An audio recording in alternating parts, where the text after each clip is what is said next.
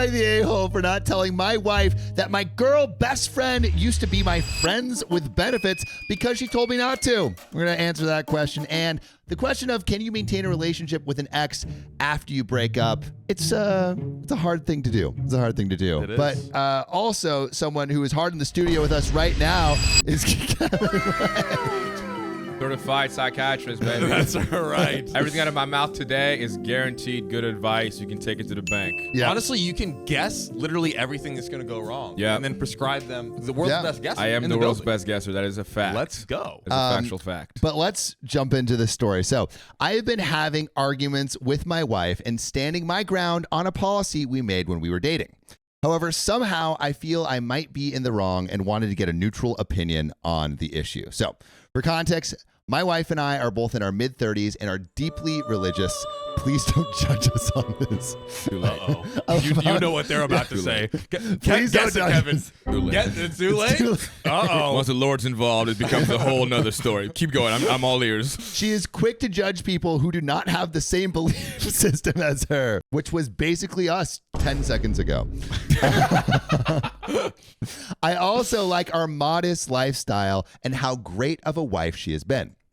However, I was not always like this. I grew up in a small religious town in the South where our social life revolved around the church. I worked very hard to get into college on the East Coast as far away from my town as possible, and I feel like OP is going to go wild. Maybe if you worked just as hard on your fucking marriage, you wouldn't be here. That's my first thought. Instead of partying all day. That's my in first college. thought. Yeah, you just saying. Yeah. Well, as any person who has repressed his desires for years, I had a very wild college life and slept with a lot of girls. Oh, God. All right, flex OP. Come on. After I graduated, I continued to be the same until I met a girl who I became deeply emotional. Oh, wait, no. Who became deeply emotionally involved with me. Not I was like involved with her. No, she became involved with me. Is this man looking for help or he's just showing off? Like, I'm confused. That's what it seems like. You know, these girls are just falling in love with me. I'm just fucking around. He's like, oh, help me. I went through college. I banged so many women. I'm losing my mind. And like, what? just boring to me now. Despite clearly communicating, I wanted to date casually. Oh, no. Could not take the fact that I was with other girls when dating her and she had an emotional breakdown, thought I was cheating on her. I cared about her too, and it broke something in me. I started therapy and learned that I had an addiction and worked very hard to improve myself. Addicted to what? I think sex. Wow. Yeah. Good for him to have the therapy thing. Right? That Dude, is- I was about to say, that therapy thing? that That therapy- therapy It thing? took a turn. Crazy. He's like, I was going through college just wiping just left and right. And then I went to therapy and found myself. It's like, I think he's okay. become a new man. We'll see. So I also joined a church around the same time and started appreciating my religious upbringing. I reconnected with my parents and sisters and was celibate for almost 2 years. Let's go. I only dated with the goal of getting married and met Amy, my wife. We had similar values and she was saving herself for marriage. I told her about my past and she said that she only cares about my present and my future. Very cute. I don't know. As we started I love getting when women close, lie. we started discussing spicy sleep, and she told me that she is worried that it would be painful when we eventually do it. Me, being a stupid buffoon, told her about girls who were virgins when we slept together and how they described their experience. Oh my God. Wait, real fast. Number one rule. You don't compare your current girlfriend to past women you've been with. You don't do that? Especially if she's a rule. celibate virgin. Yeah, you don't walk into a room like, oh, I've seen this before. Like, what? I know exactly what Let you're me draw going this to. diagram. This is Look, textbook. I've done this so many got them on the times. It's not phone, even too. special to me to do it again. You know, You can It's talk like, to my satisfied customers just so you know it'll be Oh, okay. Yikes. She said I should never mention my exes and spicy sleep to her ever again as it was disgusting. She basically turned pale like she saw a ghost. We had a big fight. I agreed and we implemented our don't ask, don't tell policy. On Pride Month? And on Pride Month. Crazy. It basically Hey, George means Bush. she would never ask me about my past and I would never bring it up. All right, really quick, breaking this down for a sec. What do you think about a don't ask, don't tell policy? Because I feel like when On Pride Month. Yeah, yeah. Yes. When it is applied to relationships and ex-partners, because I feel like it's important to talk about your past experiences so you can Spicy move sleep forward. experiences, which by the way, that's our word for monetization. Spicy sleep. Spicy sleep. That's Wow. where us and our community have a I'm taking that with me. dude. I'm please, leaving with that. Please Please make do. it a Yeah, thing. spicy sleep. Your videos fully monetized. Yeah, Fully monetized. spicy sleep. and it's kind of funny. Yeah, that's right. Yeah. It's pretty good. But yeah, what do you think? What do you think? Do you think it is a good idea to talk about past relationships in your current relationship? Well, are we talking about past relationships or past spicy sleep experiences? Well, like I think that maybe it sounds like they're just talking about like past spicy sleep experiences, but it really like he's bringing this up because of like she's worried about something. He's like, oh, like you know, this is why you shouldn't be worried. It's not just spicy sleep. What she said, I should never mention my exes and spicy sleep ever again. So I think it's like Both. both. Mhm. I have a rule. Talk to me. My rule is, well, I think I tell my fiance everything, Mm-hmm. right? Like I don't hold anything back. As in, if she asks me something, I'm always gonna tell her whatever it is she asked me. Yeah. But I never talk about past relationships unless asked. Ask then tell. Yeah, so You're like asking them, I'm though. never like withholding information, Yeah. right? I think the best way to have a good relationship is to just be so open and communicative that there's never this feeling of like, Do I know everything? does he think this right now? Like it should feel like you know exactly what your partner is thinking, but you also don't want to open doors that can introduce doubt or insecurity unless you're both willing to go down that road. Like if she came up to me and she was like, I want to hear about this person, I'd be like, great, what do you want to hear about it? Yeah. And I'll tell you everything up to whatever you want to know. But if you're like, hey, I don't think it's healthy for me to know these things, then I just won't say. But but you know you can if you want. What about intentionally? Like sometimes I'll say, oh, I did this thing with a friend, of like relating a past experience I had, where instead of saying girlfriend, because I feel like all of my past That's a lie. experiences are That's a with fucking lie. girlfriends. Just fucking lie. So you think you That is technically a lie. If you're gonna say, you gotta say, I used to you gotta just be straight up, say it like it is. Like that, I think that's even worse, because if you're like kind of jumping around it, eventually you're gonna get to the middle of it, and then the question's gonna be, why did you call her your friend in the first place? Why were you jumping around? Are you hiding something? So all right, with your rule, are you saying, like, are you talking about your past relationships casually? I was like, oh, like I went scuba diving with my girlfriend like no, a couple years ago. So No, you Wasn't never, asked. but you never bring up past experiences with exes. it depends on the scenario, but like, why should I? You are my whole world, and you'll always be my whole world. Nothing else matters. I don't even remember those past experiences. You don't. Memory's gone. Don't ask. Don't remember. That's, Other girls? That's my number goal. The fuck you talk? I don't even look at other women. Right? I didn't even know Sophia was there until you guys started talking to somebody. Right. You know what I mean? No, it's like your income. You don't be talking about your income with people, right? I guess Maybe. we just talked about ours. Like an hour ago. Yeah. I think transparency in all things is good, but I do remember I was dating this girl, and I talk about past experiences with exes, because it comes up, not like in gross detail of spicy sleep stuff, but just like, oh, like I went to like the Netherlands with this ex and we saw blah blah blah blah. But if you were with your current girlfriend and you arrive in the Netherlands, and she's like, oh my God, me and my ex Jimmy used to come here all the time. Like, what are you gonna say? Oh, what places did you go? Let's hit up the best places. And her ex is Mr. Beast, dude. Bro, he's got his videos are better than yours. Like, I'd be like, okay, well, this is no longer special, but let's just go ahead and carry on. I don't know. I'd feel like is that necessary to bring up if you don't have to? I think there are certain So when scenarios you bring where it up comes with casually. But yeah, I feel like there's certain scenarios where it comes at casually, and also Yeah. like if you went with a friend, just like a For platonic sure. friend, you'd be Yes. like, oh, like me and my friend went Yes. here, which is why you just say a friend. No, because if you say friend, if she asks, have you ever been here before? And you've only been here with like a girl, then you say, yeah, I was here with like Yeah, with my ex. my ex. But you shouldn't say a friend if you know it wasn't just a friend. Mm-hmm. Come on, Sam. When he says It's because he's just a friend. I bring up exes so much Why? He really does though. Why? He really does though. At because least on I've this done show. so many things with exes. I mean, I They were like best friends for a period of time. guess if it works, I don't know. I've never brought up an ex, and it's turned out to be like a great conversation. Yeah, maybe this is a learning moment for me. I feel like here's what it is. On the spectrum, like you're like share everything. I'm kind of like more in the middle where like me and my girlfriend will like if the conversation kind of like revolves around it, we might be like, oh, this happened, Yeah. this whatever, but it's like very light and casual, and you're like 100% don't ask.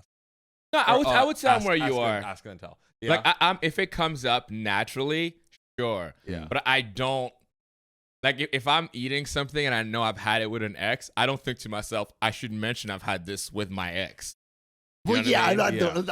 I'm not doing stuff like that. But That's only if you're Sam. it comes up That's naturally. only if you're Sam. Sam's thinking back at all the times he said something. Oh my god. No ex dog anymore. He takes like 15 trips this year. Recently, my friend Emily divorced with her husband. Emily was my best friend since childhood. We are from the same town and also close to my wife. We all live in the same town. Emily and her husband were also part of our church. My wife and I let Emily move into our house while her husband moved out.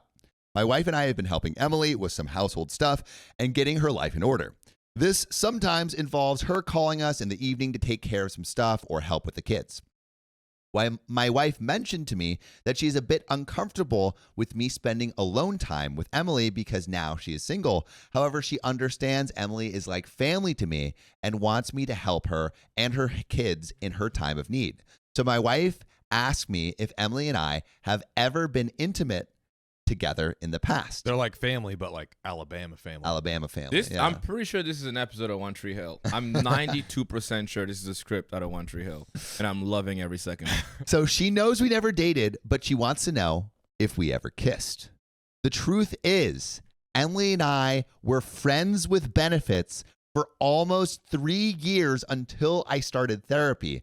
Emily and I always kept it a secret and never told anyone. Yo, wait. 3 years? 3 years. But when in the timeline is that 3 years? Like It was 3 right before he started therapy and like turned his life to celibacy. so this was during his college era. This was when he was still like Cleaning F-boy era. house. Yeah.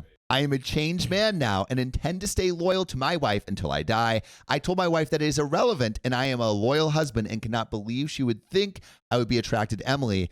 I did offer to her that I will not hang out. Yeah, I would not be attracted to Emily. We were just friends with benefits. Yeah, for okay, 3 big years. guy. She's super ugly, guys. I am a loyal, sound like a politician. I am a loyal man. Till death do us apart. It's like, yeah, dude, you signed a contract. We know. I did offer to her that I will not hang out with Emily alone and only go to her place when my wife is with me. My wife did not like me dodging the question and kept on prodding. I invoked our don't ask, don't tell policy that we have followed for more than 10 years now. My wife is upset at me that I am not giving her a straight answer. On the other hand, feel that it is unfair to me to tell her about Emily now when she forbade to talk about it all these years. I know that there's a good possibility that my wife would again freak out after knowing the truth and most probably ask me to never see Emily again. I wanted opinions on what I should do in this case. Am I wrong to keep the truth from my wife because we made a promise to never bring it up in the past, which is horrible when I think about it now? Or is my wife in the wrong to break our policy by asking me about Emily? There are additional comments and a big juicy update, but who do you think is in the wrong here? Who is the a-hole? He's not breaking the policy. She's asking a question and he's not telling. Yeah, exactly. Yeah, it's don't ask, don't. This guy is Clinton. Yeah, I did not don't have ask, sexual don't relations. tell policy, Yeah. and he didn't have relationships. with Whoa. this woman. Is her name Monica? Whoa. So he's saying, first of all, he's talking about his wife like she's a staff member at a company, invoking policies and shit like that. Like, bro, this is another Refer human. to chapter 3, section 12. Yeah, right. And it's also when Yeah. you make it, like, rules are subject to change within a marriage if you both discuss on it and like and talk Yes, about bro. it. Look at the Constitution. They should probably update that shit, but that's besides the point. Like, I think being truthful and honest to your wife stomps everything. It doesn't matter what, you know what I mean? That's, am I in the wrong for not being truthful to her? Like, yes. You know? I think if she's asking, you should say for something. sure. That's your wife. Yeah. 100%. At a minimum, if he said like, I am going to tell you, you might not like the answer. Do you still want to know? Yes. So there's like a warning of like, hey, you might not like what you hear. Because Maybe he could say that. Because just remember, she was a virgin beforehand. Damn. Right? I mean, before great. before their marriage. And also Awesome, amazing. And also what her question is not were you like raw dogging it on the rag for 3 years? It was, have you ever kissed? Yeah. Like, just for a like I'm not saying he shouldn't tell the truth, but just know that the truth that he is about to tell is probably way more than what she is expecting. So sure. warn her and then give her the option. Yeah. Be like, hey, you might not like the answer. Do you still want to know? Yes, I'm gonna tell you everything you want to hear. Which If is no, why I then think you not. should tell your partner everything, all the gory details Thank about all you. your Yes. exes. Yes. You should talk about all your exes with your fiance. Okay, hold on. Let's start now. Throw that I wrote. Yeah, call her. So, first of all, I want to say this is not financial advice. Second, just to protect Or myself. fiance advice. Or fiance advice. Or dating advice. I'm not an expert. I just simply know everything. Yep. I'll say this. For me, when I got into my relationship, I made an effort the first 3 months to be as honest and as myself as possible. Yes. Because you know when you start dating someone, you kind of adjust to be the perfect boyfriend. So like trying to impress them and like right, win like them let's over. say you don't, and it can be small things like I don't like olives, or I don't like scary movies. But she likes scary movies. Let's say, let's go see a scary movie. You might say, yeah, sure. Although you don't really want to go see a movie because you want to, cater. Yeah. I played the game of, no, I don't watch that. Yeah. I was so like myself. Anti-love bomb. Just so honest. I told her I was scared of commitment.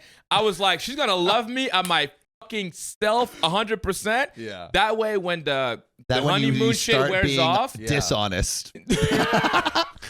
I was honest for the first 3 months. That way And then she we thinks bring in I'm the always lies. honest. Wow. No, but that way there's no surprises. Right. Yeah. But It's under promise, over deliver. over deliver. That's what that is. So I think you should always be honest. But in this scenario, like, bro, he's got to tell her. He can't. Don't ask, don't tell.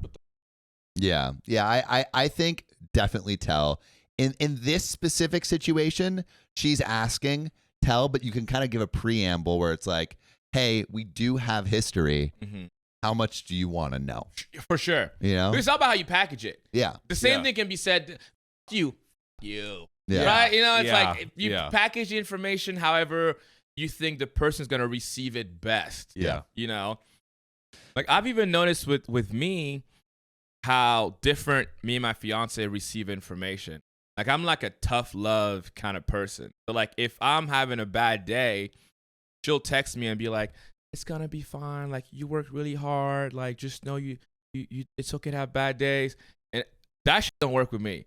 My best friend Aria will text me saying, stop being a and I'm like, you're right. Yeah. I gotta stop, So then when my fiance's having a bad day, I would give her my You say antidote, stop being a which is, well, it was like, you'll be fine. Like, you have a great job and food on the table. Like, stop complaining. Oh my God. Did not go well. But then I learned, I need to give her antidote, which is, gonna be okay, whatever. So he just has to understand what's the best way to package that information for her and just give it to her. Yeah, I think I learned this in one of my last relationships where she spoke in a completely different language to how I spoke. She spoke in more like spiritual language and I spoke in more like concrete language. And I learned to tell the truth as she needed to hear it in terms of like the language that she used rather than the truth as my mind constructed it as like these are the parameters and stuff. Yeah, it's just like packaging You information. gotta so people can adjust understand it. based on who you're talking to. You know. Yeah. But getting back to the comment. So, I'm so commenter, curious. you're the a-hole. Dude, use common sense. You let a friend that you used to sleep with move into your home. You didn't see it becoming a problem.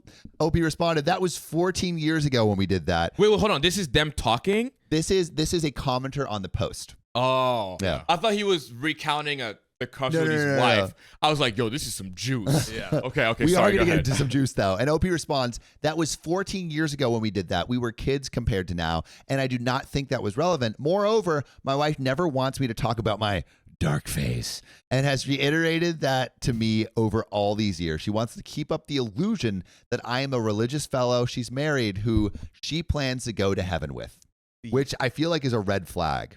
That's not your man's. Yeah. That's I feel an like you actually illusion. don't love your person. Yeah, you're supposed to love that person For for who everything they've been and everything they are. Yeah. You don't love the illusion of them. Yeah.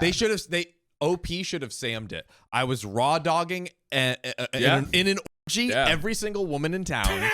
And that is literally all you talk about. And then if she still is like, yes, I went to a nudist community, just, fill in the gaps. Then you're good. Then she's gonna stay with you. Wait, is this still about the guy, or feels like it's about someone else? He'll stay with her. It'll All right. work. I promise. Let's get into this update. No comment from this side. So, update. I posted a few days ago regarding not telling my wife that my best friend and I were friends with benefits a long time ago. I did this because my wife did not want to know about my horrible past, and we had a don't ask, don't tell policy in our marriage. I thank all of you for your comments and confirming what I already knew in my mind. Lying to my wife and keeping my past from her was never my intention. But we have been married for 10 years now, and I did not risk losing my wife's trust and respect over something that happened 14 years ago. But the longer you keep it away, the more trust and respect that you are going to erode. That's true. I talked to my wife over the weekend. The truth was far more horrible than what I wrote in the previous post. Shut the fuck up. The truth? He wasn't even honest with us. Wait. He wasn't even honest with us. Bro, Yeah. because this motherfucker don't ask, don't tell policy, what applies to us too? Yeah. Yes. That is personal. Yeah. We're What's- asking. Hey, put right? his Tell first and us. last name on here. I need his government ID. Let's dox We're him. tracking you I down. need to Swat figure him. this out. I sat my wife down and told her that I want to come clean and tell her everything. I told her that I have some conditions, though. Firstly, I will not give a yes or no answer to her questions, and she will have to listen to all the gory details. She can judge me, but she has to know I am not the man I was at the time. I was a horrible, morally bankrupt person before she met me, but through God, family, and therapy, I have overcome my demons. Amen, brother. And work every day to repent my sins. Secondly, she will have to answer questions about her feelings truthfully to me after she hears about my past. She agreed. I told her the truth about Emily and me. Emily and I were friends since high school. While I went to college, Emily stayed home and started a job. She was dating my friend Josh since high school. I discovered a whole new world in college and found myself drawn to behaviors that I knew were against God's will, including engaging in sexual relationships with multiple partners at a time. It was like a game for me. Wow. Once I was visiting my This parents guy's over Satan. break, and Emily was curious about my college life. I described my sexual experience to her, and she kept asking more and more questions. One thing led to another, and we started sleeping together. Josh and Emily were saving themselves for marriage and waiting for Josh to get a steady job. This lasted for 3 years. Hold on. I don't know if I understood that correctly. Emily is the friend. The friends with benefits. She was married to this guy, Josh. I don't know if we actually know. We have just In a relationship. right now. It says recently my friend Emily divorced with her husband. I don't know if we know yet that Josh is her husband. Okay, but Yeah. while she was dating someone, This guy. she was saving herself, but she was hooking up with. Yes. God damn. Yup. Yep. Nah, this ain't One Tree Hill. This is This is Reddit. This Yes, that's right. This lasted for 3 years. And Emily and I hooked up every time I visited home. It was our little dirty. When I finally decided to seek help, I informed Emily about it. She made me promise to never talk about our fling to anyone. I felt guilty never telling the truth to Josh, but he broke up with Josh soon after. So it's not the husband. I rediscovered my spirituality and recognized the importance of repentance and recognition of my personal sin. Since then, I have lived a very disciplined life and have been a loyal husband to my wife. Keeps going back to that, like, bro. It's like, yeah. It's I'm so this girl. Oh my God, Emily was one of the virgins he tried telling her about. Probably. But wait, so this girl is dating a guy, not sleeping with him because she's saying I'm waiting till marriage, and she's hooking up with this other guy. That's for 3 years. Yeah. that is In a so relationship fucked. for 3 years, not sleeping together, and then she's getting it from But the it guy on doesn't the side. count Whoa. if the other guy isn't following God. It's like fake. Whoa. Yeah. If you're hooking up with someone who's not in the church, it's like it doesn't even count. Actually, No. bro, this motherfucker. I'm over here. It's like the butt stuff loophole. Yeah, it's a butt stuff loophole.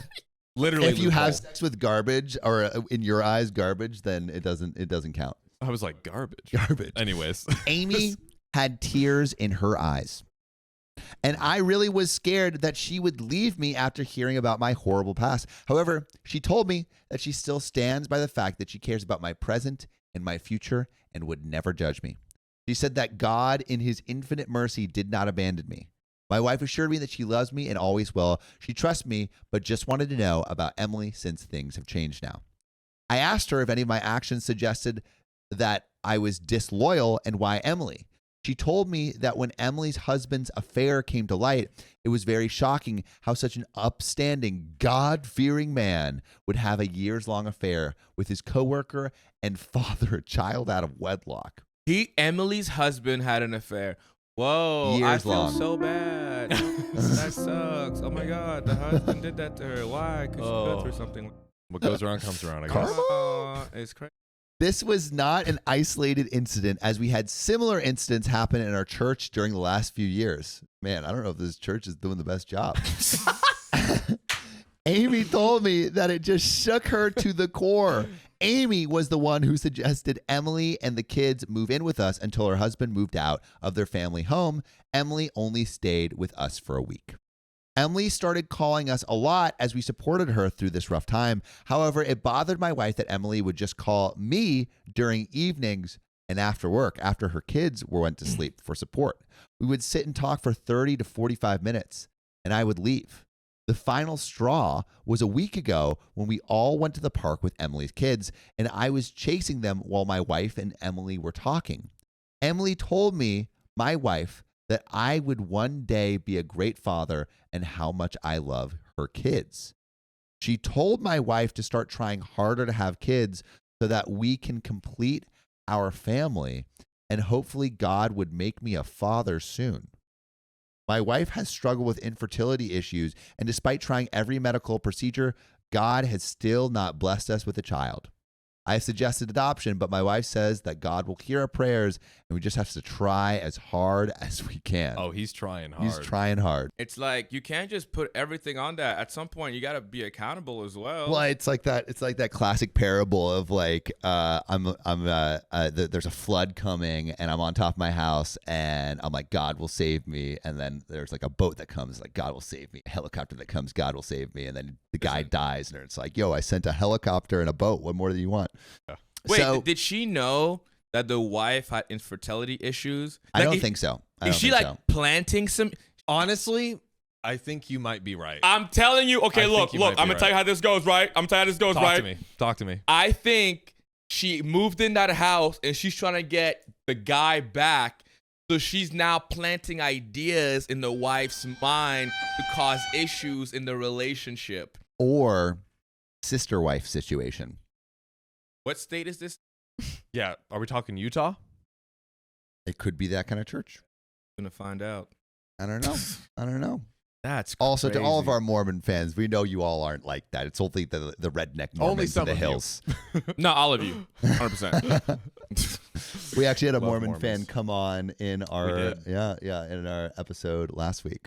I love that shit. Not well. Hold on. The Mormons. No, Or, no, wait, the sister wife? Then? No, you know, I grew up on different continents, so I've always been in positions where everyone is so different than me. So I love when people are so different. I almost feel like it's weird on everyone. Like when I lived in West Virginia and everybody was the same and lived there and went to school there and worked there and probably gonna die there. I thought that was cool. But when I meet people who are fully different, I'm so interested and curious. Why do you think the It just I feel like it's like reading a book that you haven't read yet. Yeah, it's like, what makes this is exciting. the world fucking beautiful. That's why you come to a show as diverse as this one. Also, yeah, honestly. let's see who brings up surrogacy first. That's why. Huh?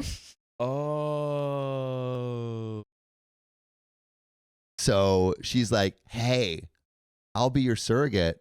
And we don't need to go through all of like the hard The stuff, medical, the expensive. No. That's not how God intended it. No, No. exactly. Can I get an amen? No. Amen. Can I get an amen? Amen. There we go. A fucking man. Amy's- There's no way she does.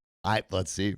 Amy said that her discussion with Emily made her feel incomplete and bad, and she is not able to make me a father. Her head started spiraling, and she started thinking that since I love Emily's kids and Emily is now single, I might leave her to go to Emily. That was the reason she wanted to know if Emily and I were ever romantically involved.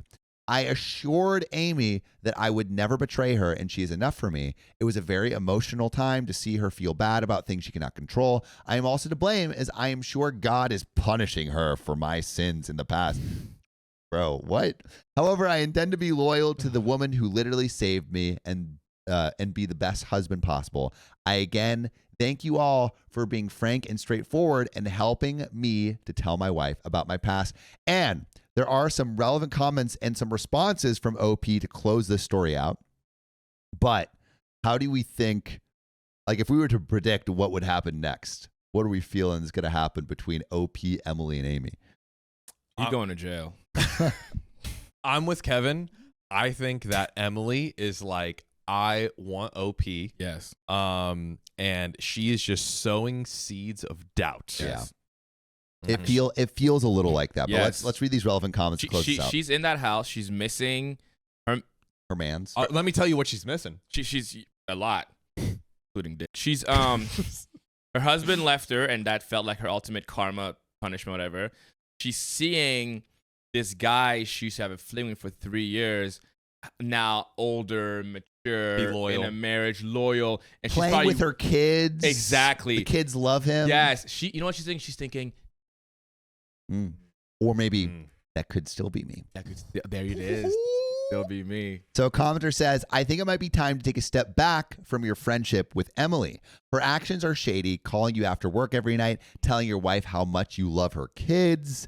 And OP responds, I had already decided to do that as my wife feels uncomfortable with the situation. Her comfort is more important to me than friends. And then a commenter says, are you still friends with Josh? OP responds, no, I cut contact with a lot of people after I started therapy. I wronged him and felt guilty to be around him. However, I never told what happened because of Emily. In fact, I had not thought about him in a really long time until this weekend when talking about this stuff to my wife. And then another commenter says, well, imagine trying to be a better person while staying friends with the girl you betrayed your friend with. And that all brings us down to the question, can you maintain a relationship with your ex after you break up? Well, so what do we think? This story didn't help the case of, but as our resident expert with Expert. yeah, the expert, The expert. the expert. That was good. Yeah. That was good. I'm talking to my ex right now. Of course you are. I wouldn't put it past They're you. all in the stream right now. They're in a group chat. Also, good job on reading that story. You do this all the time, I'm sure, but that was fun. Thanks, I dude. thoroughly enjoyed. I felt like I was a kid, and like my mom was reading me a bedtime. We've Your read. mom was reading you some weird bedtime And that's why you It toughened never me be up. friends with Yeah. your ex. We didn't have Dr. Seuss in Africa. We had to get by whatever we could. Oh my god. Oh my god, it's But hilarious. yeah, I don't know. Are you friends with any of your exes? I'm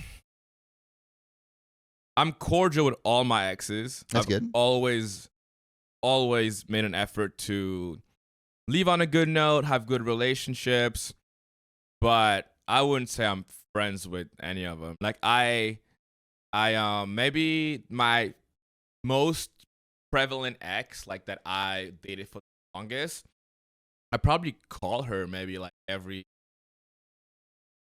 3 years. Oh Just wow, to that's say- a long time in between. Yeah, I used to call her like every 6 months to a year when I was single, just to catch up, see how she's doing. Like, because these people they play a big part of your life. A You know? huge Help you part. grow. You know, like 100%, for me and too, vice I versa. moved to America when I was like 15, and so 15 till 22 when I graduated college. A lot of the people I met there like were a big part of, I guess, my Americanization process, Mhm.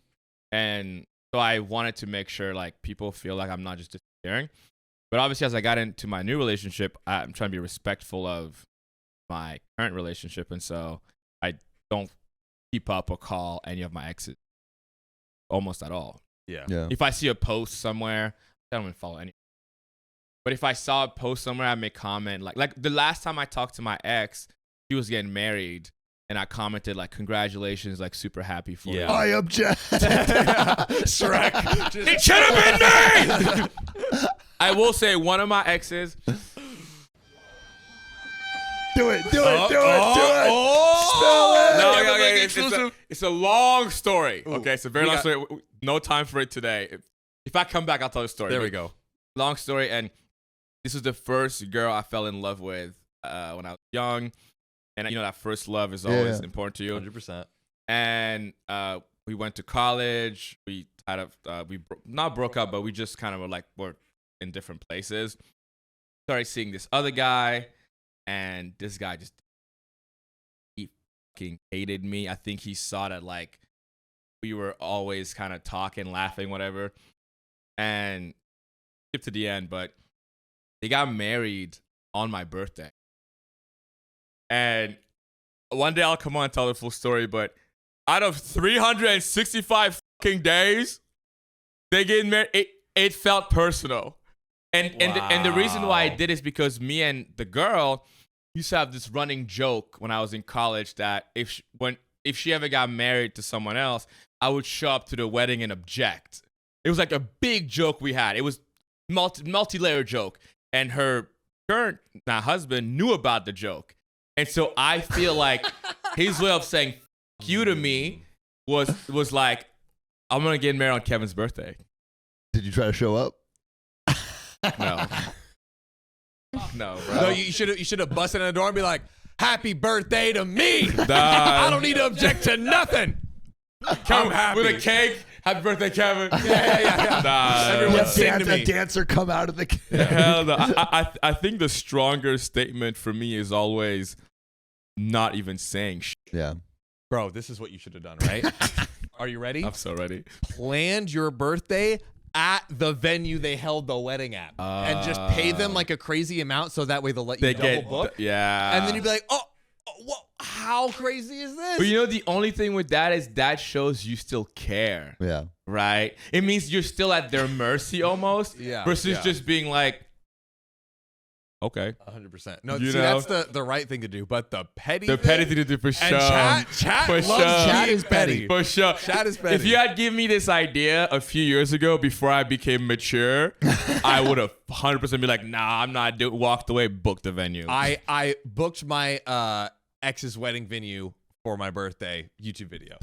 Dude, banger. Also, to everyone, some people have asked, who is this guy? Everyone who's new, this is Kevin Lang. He's from the Kevin Lang You Show. guys don't know Check KSI? check out his YouTube channel. Sophia's gonna throw it in the chat. And also, if you are friends with your ex, and you are either still friends with your ex or no longer friends with your ex, if there's like a story about you being friends with your ex, you should I hate that guy. you should call us with Call that. So in. DM Riley on Discord, and we'll bring you up on stage after this next story. You ready to Dude, talk to the that'd be people? sick. Yeah. Okay, Yeah. but to answer your question, can you be friends with your ex? Yeah. What do you think, first of all? Because you're friends with everybody that you've dated or slept with. I am friends with. I've tried to maintain friendships with like as many exes as I can. What do you do? How do you define friendship? I feel like I define friendship as just making like having their best interests at heart. Really. How often do you communicate with? I love how I'm into. Well, I mean, it kind of depends, but my last relationship, we broke up like maybe like a year and a bit ago. We talk, like she texted me today. We talk maybe every like couple months. Okay. But also not, I don't know if I'm chatting with I'm not chatting with any of my other exes right now. But it's also more you're like what single. you were saying, I think, when it's like if something comes up. Yeah. Yeah, And also right. there's a difference between being single, talking with exes, versus being in a relationship and talking with exes. Yeah. I feel like that's very different. I don't think I think I talked a little bit like as I had like an ex and we were like still close, and then like she moved to New York, and I would like catch up with her every couple months, but the next relationship started maybe like a month or two after that, and so that kind of petered out in terms of like just like staying in touch. But I wasn't like a cold cutoff. Right. Yeah. Do you talk with your exes? I have no exes to talk to. This is I have They're all only had dead. Man one. of God. I've only had one 4-year relationship. That is it. Damn. That is it. You're like the opposite of each other. Like the literal fucking opposite. Bro's got 87 exes, and you've been dating your girl 87 years. It's like Oh my the god. perfect duo. And Y'all can Josh ba- is 95, We so put- yeah. I'm Balance the each old other man. out. I'm the oldest one. Do you want to hit this next story? Let's do it where we have There's to be another one? Oh yeah, you thought we were done. Oh, this is lit. You think this is over? What the fuck? My friends named their daughter after my daughter. I'm considering ending our friendship. That's kind of weird. Stop biting my flow, bro. Also, we're live every weekday at 3 p.m. PST. Join our live Do in it. YouTube right now. Mm-hmm. So this is all answering the question, how do you deal with bad friends? This first story comes from Haunting Wing 8451, and they say, I, 35 female, am longtime friends with a married couple, 40 male and 42 female. I've been distant since the pandemic when their daughter was born, and they just confronted me about it an hour ago. I started distancing when the husband started judging me for not making my marriage work. There were extreme reasons I left that I never really broadcast for my children's sake. Some were very public, which I addressed, but the rest I kept quiet. But the most recent issue is that I lost a child when I was 18. She was born alive but survived only a few hours. I chose a name for her that I confided in them that was very special, a play on familial names, but appropriate for a very unexpected and traumatic loss. They used this name for their daughter. Ooh, better than their dog. Better than their dog. I would have had no issue with this, but I found out in the Facebook announcement, which brought back some very painful and traumatic memories. I didn't say anything. I don't own the name, but I felt very disrespected that they chose not to even give me a heads up, especially as many in our friend circle know where they got it, and I was put on the spot as far as my reaction. Well, I distanced myself from them. And about an hour ago, I got a message from him that was very angrily worded. Apparently, he had been talking to a mutual friend about me and how I've shown no interest in their daughter. And he mentioned that them using the name without a heads up was very painful for me. And it had put me on the spot because a lot of people had been asking for my reaction. He called me selfish and an a-hole for trying to sully their joy with my pain and making everything about me, and that I should just get over it. She passed away years ago, as in OP's daughter. Bruh. In my opinion, losing a child is something you never truly get over. And I was never rude. I never spoke badly of them or to them. I won't talk about it with anyone. I've just chosen to protect myself and remain distant. I wanted them to enjoy their daughter. They struggled with infertility for years, and I am happy for them. It's just painful for me, and I felt very disrespected with how they handled it. So, am I the a-hole? Was I wrong to distance myself in a 20-year friendship over this, or is my reaction reasonable? And some info, they use both the first and middle name down to the spelling. The only difference is the last name. The name was made up, a mix of my mom and grandpa's names, and the middle name was my nickname from them as a child. My mom passed when I was a child, and my grandpa, who raised me after my mom passed 3 months before my daughter did. Oh. And there are relevant comments from OP, and an update from OP.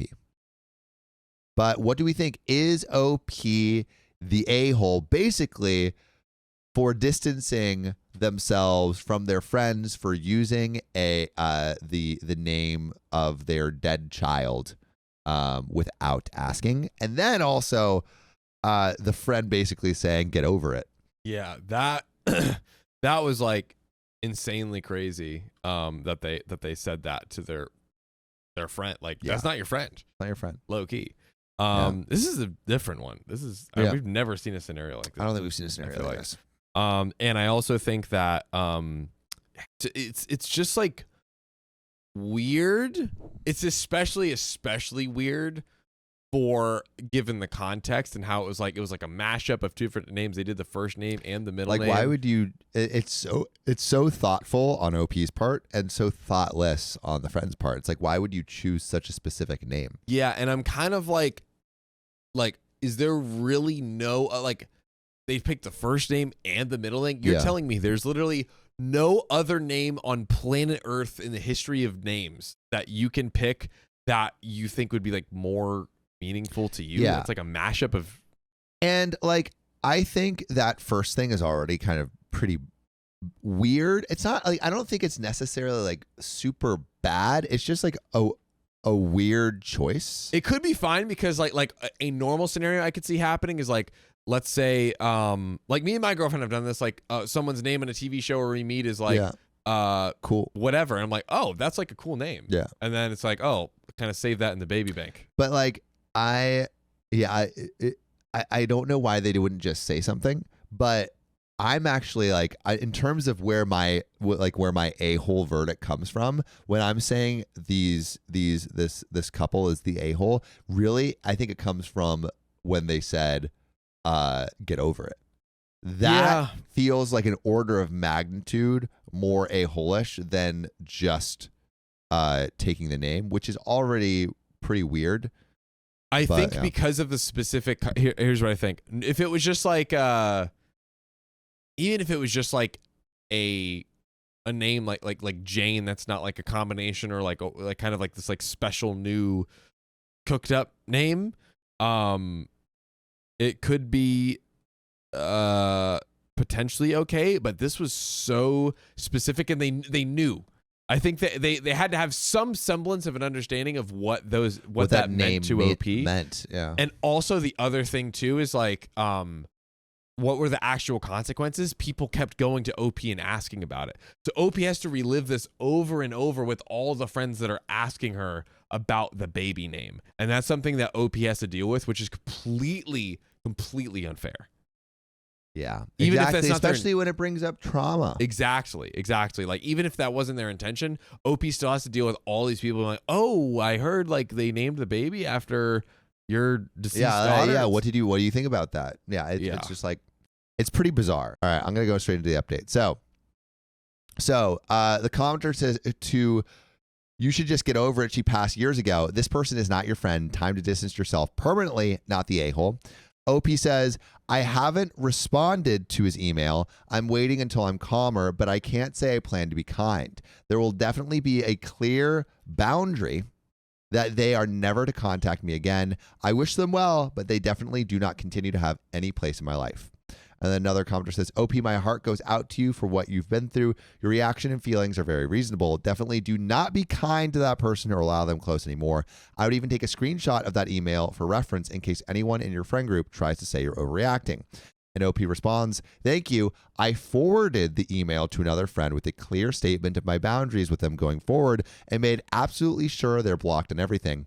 I also removed myself from any group chats or Facebook groups. We are all in. No one is very happy with them right now.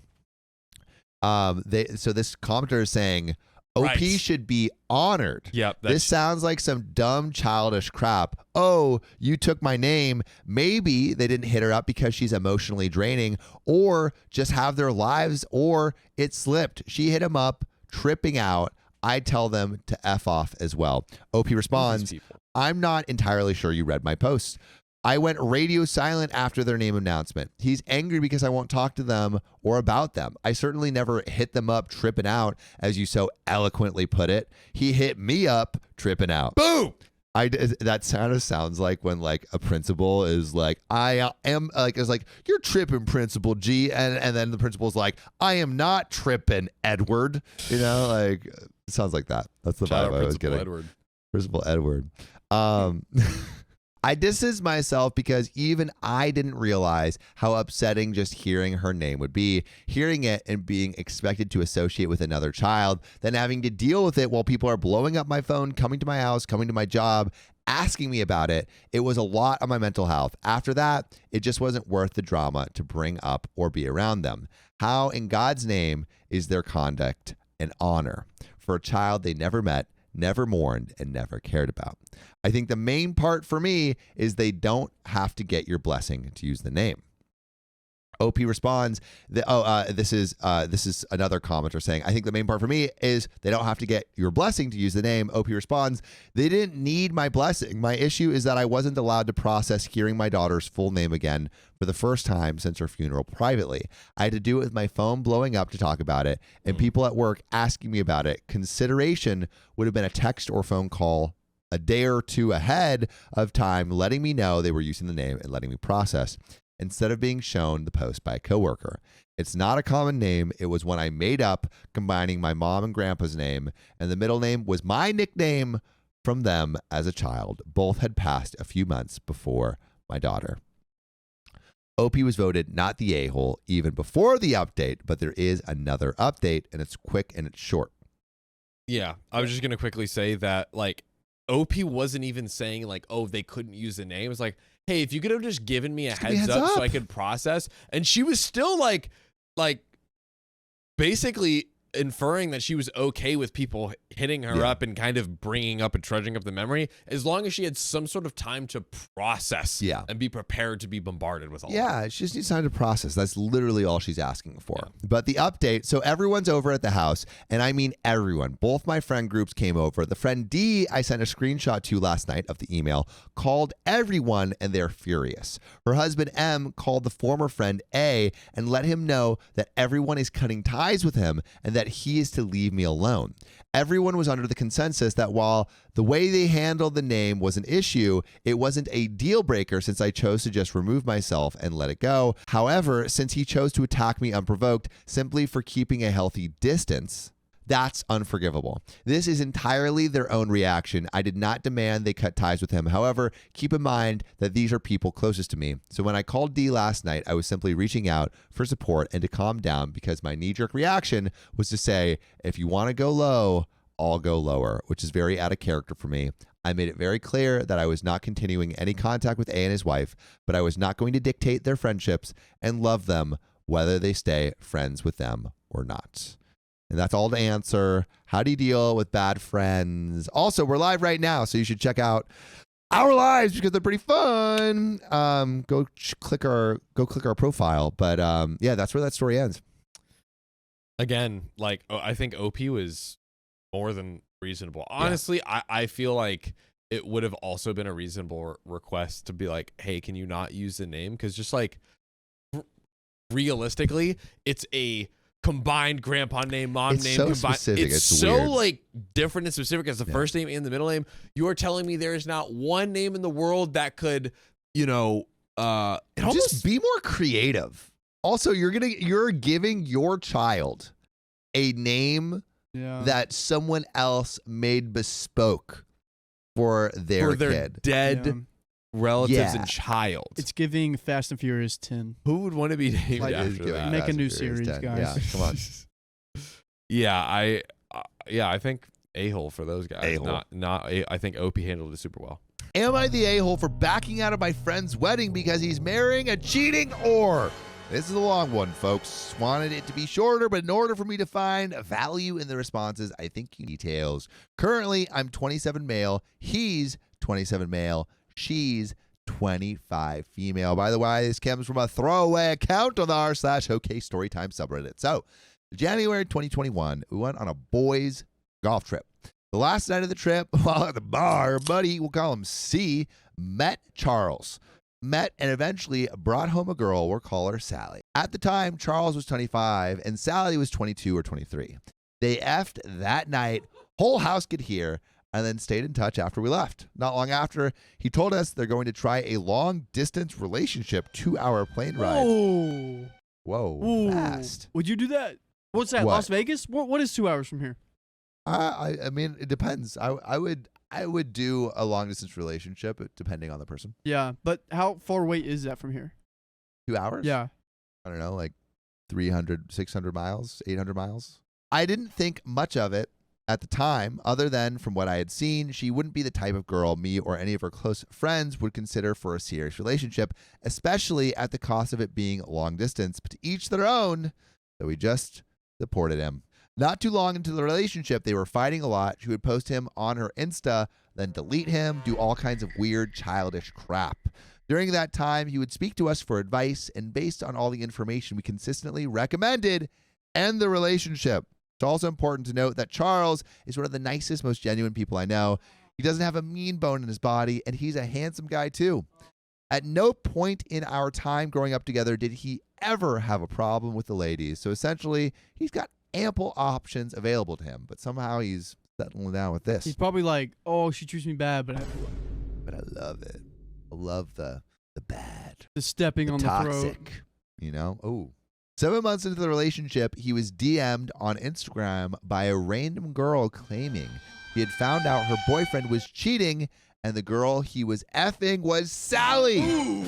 Charles told us what was going on, but once Sally started making threats about him responding or listening to the girl DMing him, he blocked the girl. Oh, dude. Dude, she's got him wrapped around her finger. That would be so hard to see a friend go through that. Dude. Knowing he's being mistreated that bad. It is the worst. I then reached out directly and got all the screenshots and proof. No need to get into the details, but it was very clear Sally was effing this girl's boyfriend. Despite that clearly being the case, they worked through it and decided to stay together. Is that worth working through? Is that worth working I think through? it was, don't ever mention it again. And he's like, okay, Yep. sorry. I bet he was apologizing at some point. Oh. Around a year later, while he was down visiting Sally, her roommate pulled him aside. Charles had been going down there and staying for extended periods of time, working from home, buying her nice things, taking her out to nice places. He even bought her an effing Peloton, which is like thousands of dollars. Oh, the bikes? Yeah, the stationary bikes. So I guess with seeing all these things, Sally's roommate sat him down while Sally was at work and told him essentially, hey, I can't just sit here and watch this happen. Sally has been sleeping with our neighbor for months now, even going on trips to Miami, and you deserve to know, considering everything you're doing. I have pictures and any evidence you might want. Ooh. W roommate. With that, Charles left the apartment and called me immediately. You guys were so effing right. I'm out of here. She's been effing her neighbor for months. Need to drop her car off at work, then I'm heading straight to the airport. I would have lit that car on fire, but to each their own. We continued the conversation, and as I was aware of the way she gaslit him the last time something like this happened, I advised him to say nothing or close to nothing, just hand her the keys, leave them somewhere, and walk away. As he arrived to her work, we hung up. I see you. Yeah. I mean, he's just gonna be wrapped around her finger again. I feel like he doesn't have the self-confidence The or backbone. the backbone to really stand up to her. Don Lasky says, whipped must be 5 stars in bed, probably. Dude, honestly, good spicy sleep will put a haze over you like nothing else. Yeah. Like nothing else. You'll think you're in love, but it's just good spicy sleep. We've all been there. Well, crickets. Oh, no. He completely stops answering any of our texts and calls.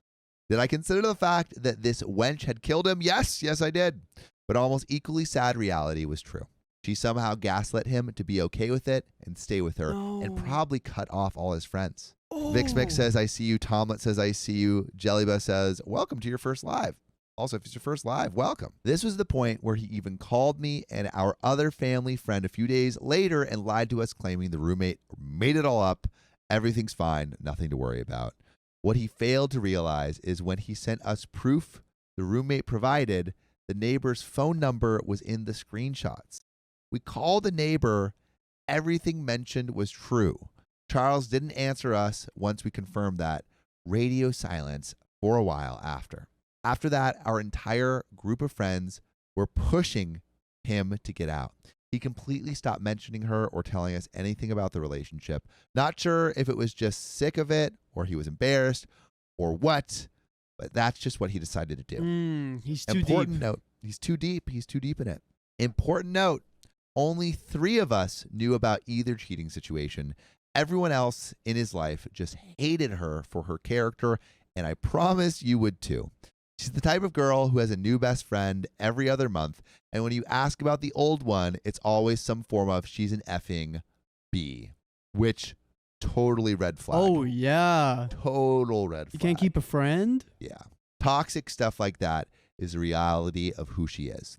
Another important note, the backdrop of Charles's personal situation throughout this all, his father had cancer when we first went on the trip, and it wasn't good. Eventually, after many surgeries and treatments, he went into remission and is cancer-free today, but probably looking for a shoulder to cry on, honestly. Mm-hmm. He's in like a Fragile. heart emotional spot.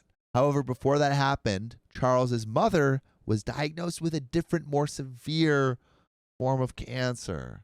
Oh, Dude, and I know for a fact that Sally was not there. Well, not No. there, and definitely doing things she probably shouldn't be doing. Oh, yeah. Unfortunately, she did not have the same results, and it brings tears to my eye writing this that she's no longer with us as of last winter. Oh, It was no wonder Charles is as nice and as good of a person as he is when you met his father and mother.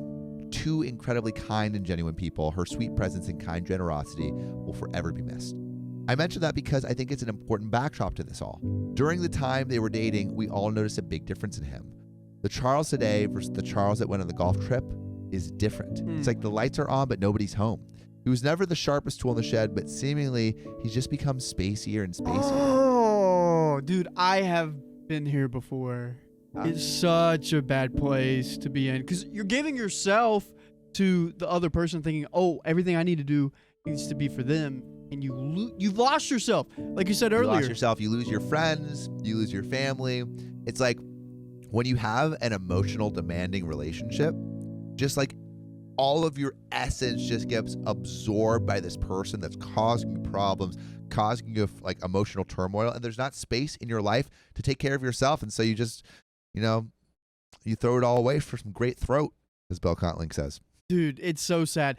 And the second you're out of it, the weight on your shoulders is gone, and you realize, wow, all these relationships I had are gone, and I have to rebuild them. Yeah, start from zero. So sad. I don't know all the different ways trauma presents itself, but I know he's dealt with a lot, and I also know he's never received professional help with it. Oh, And I don't think Sally would ever let him do it, even if we convinced him to do it. I wholeheartedly believe she used his situation to manipulate him into needing her there for him. She took advantage for sure. Before his mother passed away, we received word from one of his high school friends who also hates Sally, but knows nothing we know, that Charles is flying down to propose to Sally that day. He purposely didn't tell any of his closest friends because he knew exactly what we would all say. Despite that, I reached out with one last effort. I just wanted to make sure of that because he didn't consult any of us with that info, that he at least discussed at length with his parents. He assured me he did and that they supported him. So from there, it was just a face in palm situation. My best friend is marrying a manipulative, cheating whore, and that's just the way it is. Not long before that, she moved up to us and they got an apartment together. ooh, would this help with the cheating or not? I don't think so. Cheaters always going to find a way to cheat. Oh my gosh. Don Lasky says Sally doesn't want him healthy. She'd have to kiss the 5K presents goodbye. Yeah, because he's probably, honestly, what's probably happening is he's giving those presents as a way to buy her affection because she's like not being loyal to him. Once the engagement happened, it felt like there was nothing we could do. At this point, Sally had all of Charles's friends blocked on all social media. This actually happened a long time prior when she was still deleting his pics from her page every time they would fight. Guess she didn't want us to see it, lol. About 3 months ago, she sent me a follow request. I have zero presence on Instagram, just a blank page that I use for scrolling purposes. Haven't posted since high school, and everything has been deleted for a while now. This was her remedial attempt at mending the relationship. She absolutely hated me up to this point, and for good reason. I saw through her BS and recognized she's a bad person to her core. No morals, no values, just a secular wench who's woefully misguided by the cultures of TikTok and social media as a whole. In different words, I made Sally and Charles aware of that realization as well. For obvious reasons, I was not initially asked to be in the wedding. However, around 2 weeks after receiving her follow request, he called and asked me to be a groomsman. Now, at this point, I hadn't dealt with or heard of any of her BS in around a year. The most recent developments with him were about his mother having already accepted that we tried everything we could do to stop this and not wanting to lose a good friend. I accepted. Question, would you accept? No? That's not my friend anymore. That's not my dog. My dog wouldn't lose himself like this. And I almost feel like if you were a groomsman, that would be complicit in taking this relationship that would go down a bad. Like you're agreeing with it. Yeah. Ooh. I might try to make a last effort stand to say, like, dude, I can't be in this wedding because I've seen what this has done to you and it's tearing you apart. Yeah, I wouldn't. I wouldn't either. Oh, man. Oh, this is so sad. The wedding is down where she's from, so it's basically a destination wedding. They were kind enough to plan it on New Year's Eve. That's right, not New Year's Eve, but the night before. So now everyone is lucky enough to pay New Year's Eve travel prices, all while probably having nothing to do on New Year's Eve. Sally is really just so inconsiderate of others. Now, here's the kicker. After everything mentioned above, I basically was over giving an F. He's ruining his life. We tried to stop it, but he's an adult now, so it is what it is, were my thoughts. Well, last week, I found out that while she was still living down there, for some insane reason, when Charles found out a friend from his high school was visiting in her town, he suggested, oh, no, I see you. Put I see you in the comments if you see what's coming. He suggested they link up to meet up and hang out. Now, do I understand why he would do that when he knows she's a absolute hoe? Absolutely the F not, but it happened nonetheless. And as you probably guessed, they F'd. Real scumbag move on the friend's part, but that will be handled separately. Once hearing this, I went to Instagram to see the guy, recognize the name, but I wanted to put a face to it. While doing this, I realized Charles doesn't follow him anymore, but Sally does. So Charles clearly knows this happened, which my source told me too. It seems this time she actually confessed to Charles, but is doing her classic cheating hoe move. She claimed she brought his friend home, but only gave him head. Oh my gosh. Claimed? That's a lie, first off. And second off, why did you do that? It's still terrible. I still don't know if I'm more disgusted by those actions or by her manipulation. It's all just so effing gross. But you know what's not gross and probably will save you is joining our live every weekday on YouTube at 3 p.m. PST. Just tap our profile. Lastly, I will note, after the second cheating situation, I point blank asked him if he had any type of cuckold fetishes or something like that. I made it clear if that's the case, there's no judgment and nothing to be ashamed of. You just have to tell us. But if that's the case, we need to know because it changes everything. By his response, I was convinced he does not have any sort of fetish. I've known him since 4th grade. He's a terrible liar. But now I'm sitting here with a handful of options, all bad. I can sit him down and tell him what I learned. Probably should do that. I could tell him what I found out and let him know that I can't support the marriage. Or I could do nothing. If you can think of other options I would love to hear it. But am I the a-hole for doing any of those 3 options? Which would you do? I want to know. We have a little bit more from OP in the relevant comments. But what would you do, Riley, of those 3? I would proceed with the first one, tell him what I know. Yep. And if he still wants to have the marriage, I'd be like, dude, I cannot be there with you. You're way better than this. Yeah, you're way better than this. This is going to destroy you. I don't want to be complicit in your destruction. Like if this happened to Christian and I just saw this happen, like one of those French mommies got a hold of him and he was just doing all this. Like, dude. Those French goth mommies. You're better than those this. Goth girls will ruin your life. You're better than this. But in the funnest way. But imagine if he stopped doing cars, like shooting cars and stuff because of this. He stopped doing tennis. Yeah, with his new friend. Yeah, with his new friend. It would be so sad. It would be so sad. I would still be his friend to support him, but I wouldn't go to the marriage. You wouldn't? I don't think so. Okay, I was gonna ask you about that if that happened with Christian. Wait, let me think. This has been going on for 4 years. You have seen and known how much that she's been cheating on him, and he won't listen to you at all. Frick. Would you still go? He's Would I still completely go? lost himself. The lights are on, but no one's at home. I would say I'm still going to be your friend, but I can't go to this marriage because I don't support it. And as soon as you click back into reality, I will be there for you. Yeah. Coffee Girl says, tell him what you learned and don't support the marriage. I think, yeah, tell him what you learned. Yeah. Don't support the marriage, but say, hey, I'm going to still like be with your, like be your friend, but just know I think you're throwing your life away. Yeah. Miss J Bird also say, I'm sorry you don't believe you deserve better. Facts, dude. Yeah. But we do got some relevant comments and a response from OP. So Sassafras45 says, not the a-hole. Is anyone else of your friend group in the wedding party? Is it worth it for 3/4 of you to know certain things, to sit down with him as a group like an intervention? There's still a possibility of backing out if he still won't see reasons, depending on how the convo goes. But if his closest friends aren't supportive and don't show up, maybe that'll click for him. And OP responds, only 2 of us are in the wedding. The other 3 have given up and basically made that clear. 1 is definitely not going to the wedding. 1 is a maybe, and a 3rd is going, but not a groomsman. I spoke with the other groomsman last night, and whatever we decide, we'll do it together. That's nice. And this happened 5 days ago, so there definitely is an update. There'll be an update soon.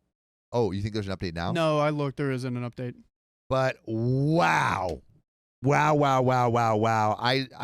Dude, it's so sad that this guy's throwing his life away for a goth mommy, you know? Bad. Wild. Like, I just can't get over the fact that you aren't yourself anymore. And that's the saddest part. But dude, you know, like when people have low self-confidence and the spicy sleep is to die for, you know, a lot of things can be thrown out the window. But after a while, the spicy sleep just becomes numb. Maybe. What happens when that goes away? I don't know, maybe it's that good. I don't know, man. Dude, sometimes good spicy sleep, like I go to a different dimension. Man, this guy spares no details. I'll tell you what. Oh, Sophia! Sophia's Yay! back. Thank gosh. We got one. Lively Tome says, stop the goth slander. To be clear, I'm not hating on the goth babes. No, I'm just saying I got one. Part-time. Yeah. She's alternative. Not Part-time have a goth babe. Angie's not goth. She's alternative. It's not goth. She's alternative. Okay, but it's not goth. I'm about to ruin my best friend's life. I don't feel remorse. dude, don't feel remorse. I got to watch out then. Yeah. My soon-to-be ex-best friend and I have been friends since middle school. We know everything about each other, and our families are basically one big family now. You get the idea. And by the way, this comes from Throwaway, Don't Deserve It from the BRRU Updates subreddit. So like I said, we tell each other everything. Recently, she came to me telling me that she's been having an affair for about 4 months with her superior at her new job. Wow. They did not bury the lead. No, they did not. Wow. It's just out there. Okay. She started it about a year ago. So she's a year deep into the affair. Here for an, oh God, I hate that. She told me, not out of guilt, but to brag about the dream vacation she's going on with her affair partner disguised as a work trip. Poll right now. You Answer in tell. the comments and chat. Oh. Tell or not. Tell or not tell. Please let me know. We're going to keep going. I mean, chat's going to say tell, of course. Of course, right? Of course. Come on, chat. She asked me to cover for her if her husband asks if we've been in contact because she's planning on going black for that week. So we would have no way of finding out. Wait, so she's trying to make OP complicit Yep. in her affair lies. Yes. Whack. Yes. Whack. How daft do you have to be that you think OP would go along with this? I think we have another similar situation to the last episode we just recorded where it was like, hey, there was this person that started showing me love or whatever it was, but there was just so much reality distortion and rose tinted glasses. I couldn't see through it until now, until the breaking point. Yeah. That's what I'm guessing for this story. Side note, we've both known her husband since high school. Oh, yeah. Friends with the husband. You're gonna have to tell him. Old friends. They're high school lovers, so they've been together for almost 15 years. Her husband is one of the most honest, hardworking, and genuine people I know. He, of course, took everything she said about working late and the business trip at face value because he trusts her more than he even trusts himself. Oh, that's what makes it so much worse. Oh, that's heartbreaking. Dude, hearing something like that makes me not want to trust anyone. Right? It's so sad. It's so sad, which I won't. I will still trust people, by the way, but it makes you not. But it makes me not want to, because I'm like, what if you put your trust in the wrong person? Right? I feel like I'm a pretty good judge of character, though. We have a good trustworthy circles around us. Question for you. I was Yes. talking to Henry about this morning. Do you think people are mostly good or mostly bad? I feel like mostly good in like every interaction I've had, but could more see the argument for no, mostly good. I was gonna say outside of like, the world at large, maybe a different story, but yeah, I think mostly good. I think for sure most people I interact with mostly good. Mostly not evil. That's how I'd. But I classify it. feel like people are mostly good generally. I think you give the opportunity for people to be bad, they will be bad too. Yes. But it's like both are true. But in my experience, I think if you carry yourself in certain ways, you will see mostly good. I've seen mostly good, but I've I've seen also mostly never good. had a friend like this one with OP. That's true. Maybe it's because you're mostly good. Maybe. Yeah. Maybe. But OP says, I told her that I would not be covering for her and to get out of my house because I couldn't even look at her right now.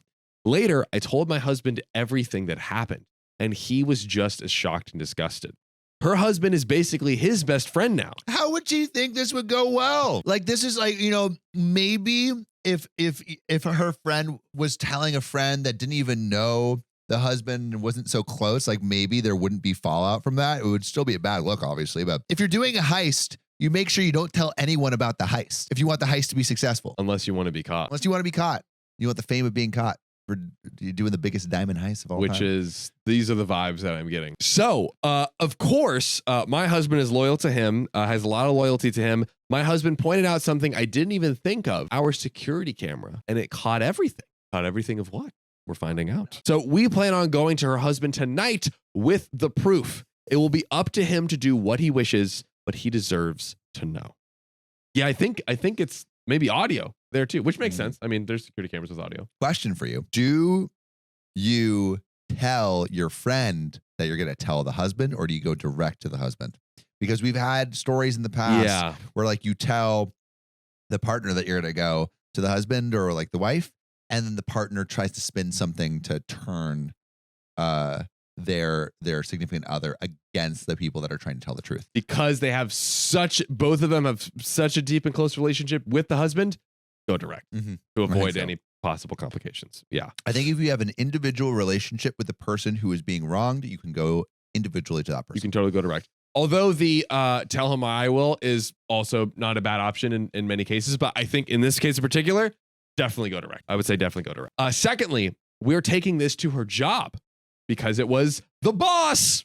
Oh, Don't forget, lock in. I don't know if I would do that. Yeah. Would you do that? I don't think so. I'm gonna reserve my answer. Yeah. Getting some more information here. As far as I know, fraternization of any kind is prohibited at her workplace, quote unquote. She was also promoted once by the same supervisor, so I guess this could be seen as favoritism. Our guess is that they will both be fired. Finally, I'm going to send a snippet of her admitting the affair to all of her family. So I believe that confirms it was the audio of it, but This feels like overkill. I think so. This definitely feels like more I don't clearly. like that. I don't like that. Yeah, we're going beyond what's necessary to communicate, and then Do they have kids? Do they have kids? I forget. they're high school sweethearts, so they I don't think we know for sure yet. But high possibility. They've at least been together for a very long time. Just because if they have kids, then getting her fired at her job also does affect that. Oh, good point. Telling the husband and Telling the husband is necessary. because you're almost like the husband should be the one to decide the fate of what happens to her with everything in terms of like, does he want to tell the job or like whatever else? You're now almost like in a way taking that away from the husband and being like, okay, I'm going to get you fired. I'm going to get your family mad at you. And you're going past your jurisdiction. Yeah, exactly. because you're not affected. No one you really know is affected. Even the people that like are affected, maybe that someone's passed over for a promotion. It's not as bad as what's happening with your friend, the husband. Dixie Blue Steel says, tell the husband, not the family and the work. I agree that beyond the husband feels just like cruel, like overly cruel. Yeah, we're going, but which, hey, you know what? Maybe she deserves all this. The person who's the victim of her crimes should have more of a role to say in all of that than OP, who's a bystander. And you know what? Also, think about OP. Think about the husband. Do you think the husband is going to want all of this dirty laundry aired out to his entire family? Almost certainly not. But dude, if someone cheated on me, I'm in like a committed relationship. Someone cheats on me, I don't necessarily want everyone to know that my relationship blew up in a fiery ball of sex crazed boss vacations. I want to quietly retreat into a hole and be sad and listen to some Green Day and maybe watch Ratatouille like 30 times. Like that's not like that's what I need, not a full expose to my entire family. Not a YouTube documentary. Exactly. So then I created a YouTube channel. Yeah, dude, this is whack. I actually think it's whack. Yeah. I think it's whack. It's getting pretty egregious. So finally, I'm going to send a snippet of her admitting the affair to all of her family, including mine. As I said, our families are very intertwined, so I will easily be able to contact the majority of her family. I'm not going to give her a chance to spin this against me or her husband. Some may think this is harsh, but I wholeheartedly disagree with what she is doing. And ladies and gentlemen, we have a quick update coming up. Comments from the community, the judgment, and of course, the final update deciding the fate. Thick, juicy update of everything. We are going to see what happens here. Oh, so we're going to see like what OP actually does, like the fallout and of the what fallout she does. From what happens, right? Will the marriage stand? Will it not? Also, Radish says, did Sam say Green Day is his sad music? Yeah.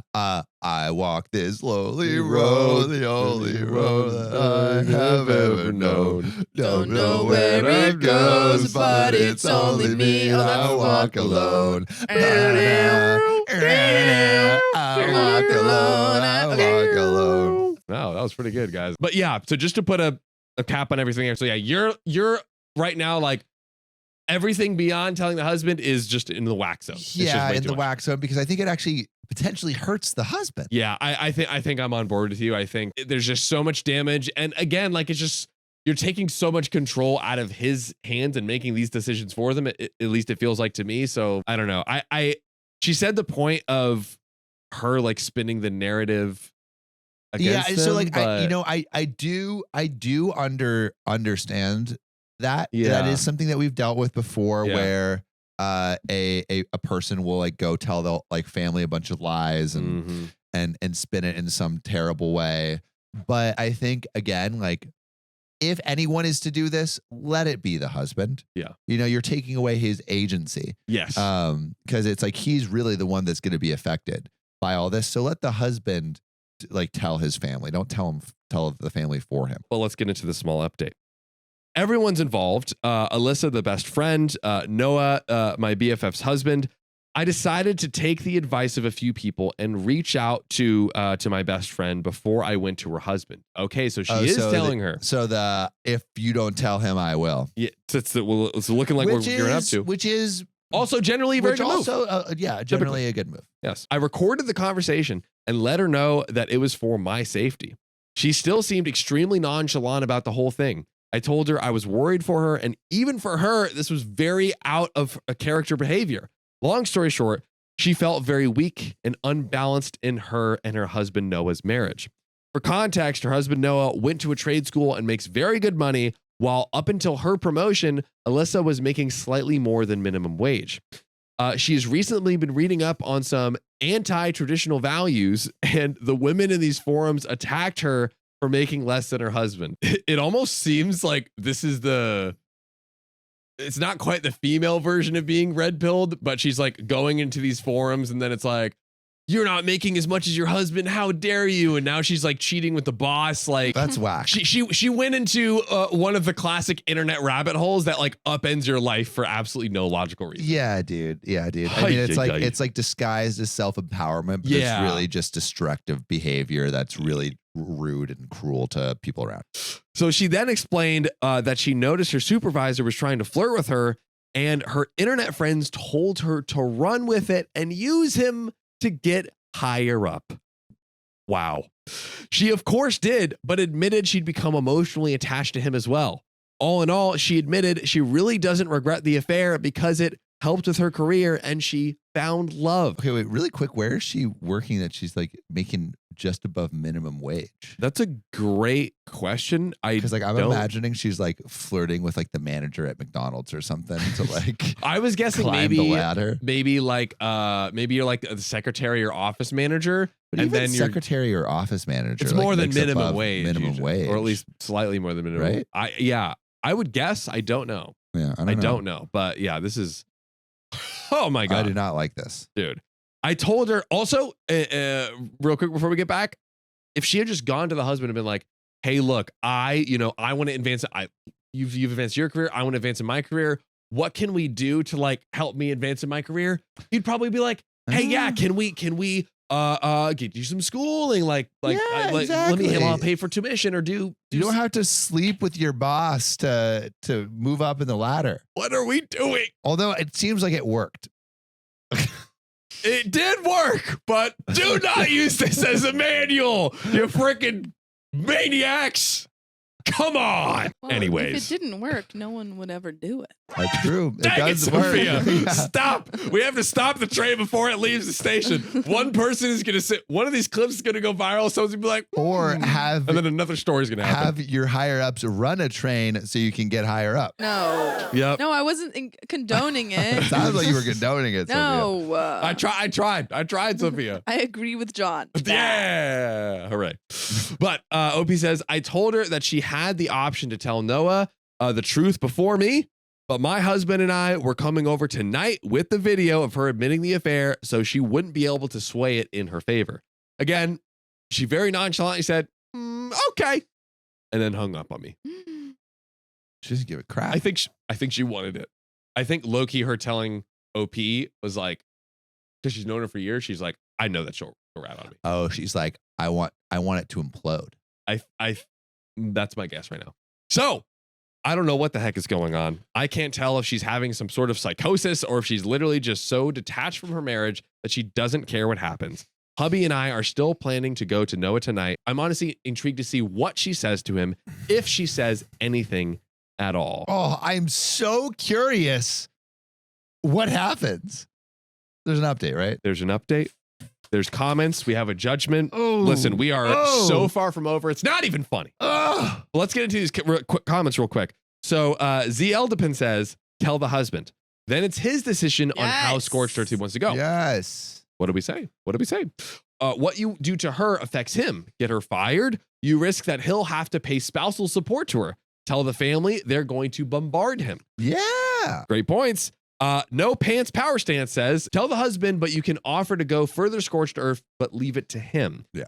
What if he wants to play it cool while he gets his affairs in order? Do they have kids? My question. Maybe he wants to control information that gets filtered to them. And as said above, you could potentially hurt him in the divorce should he choose to go that way.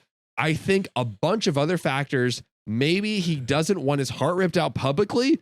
Maybe that'll just hurt him further. Leave these decisions up to him. Totally Amen. Amen. That's a W comment. W comment. W comment, which we already said. So W comments from us. W to us. I W, mean, yeah, we actually we're the deserve biggest trophies. W here. And Grapefruit Express 208 says, also, if she gets fired / loses her job before the divorce, she might try to get more alimony from her husband. So I agree. Yep. Inform the husband and let him get his ducks in a row. She chose to cheat on her timeline. Let him proceed with the divorce on his timeline. Also, while she goes away on that trip, that would be a good time for her husband to meet with the lawyers.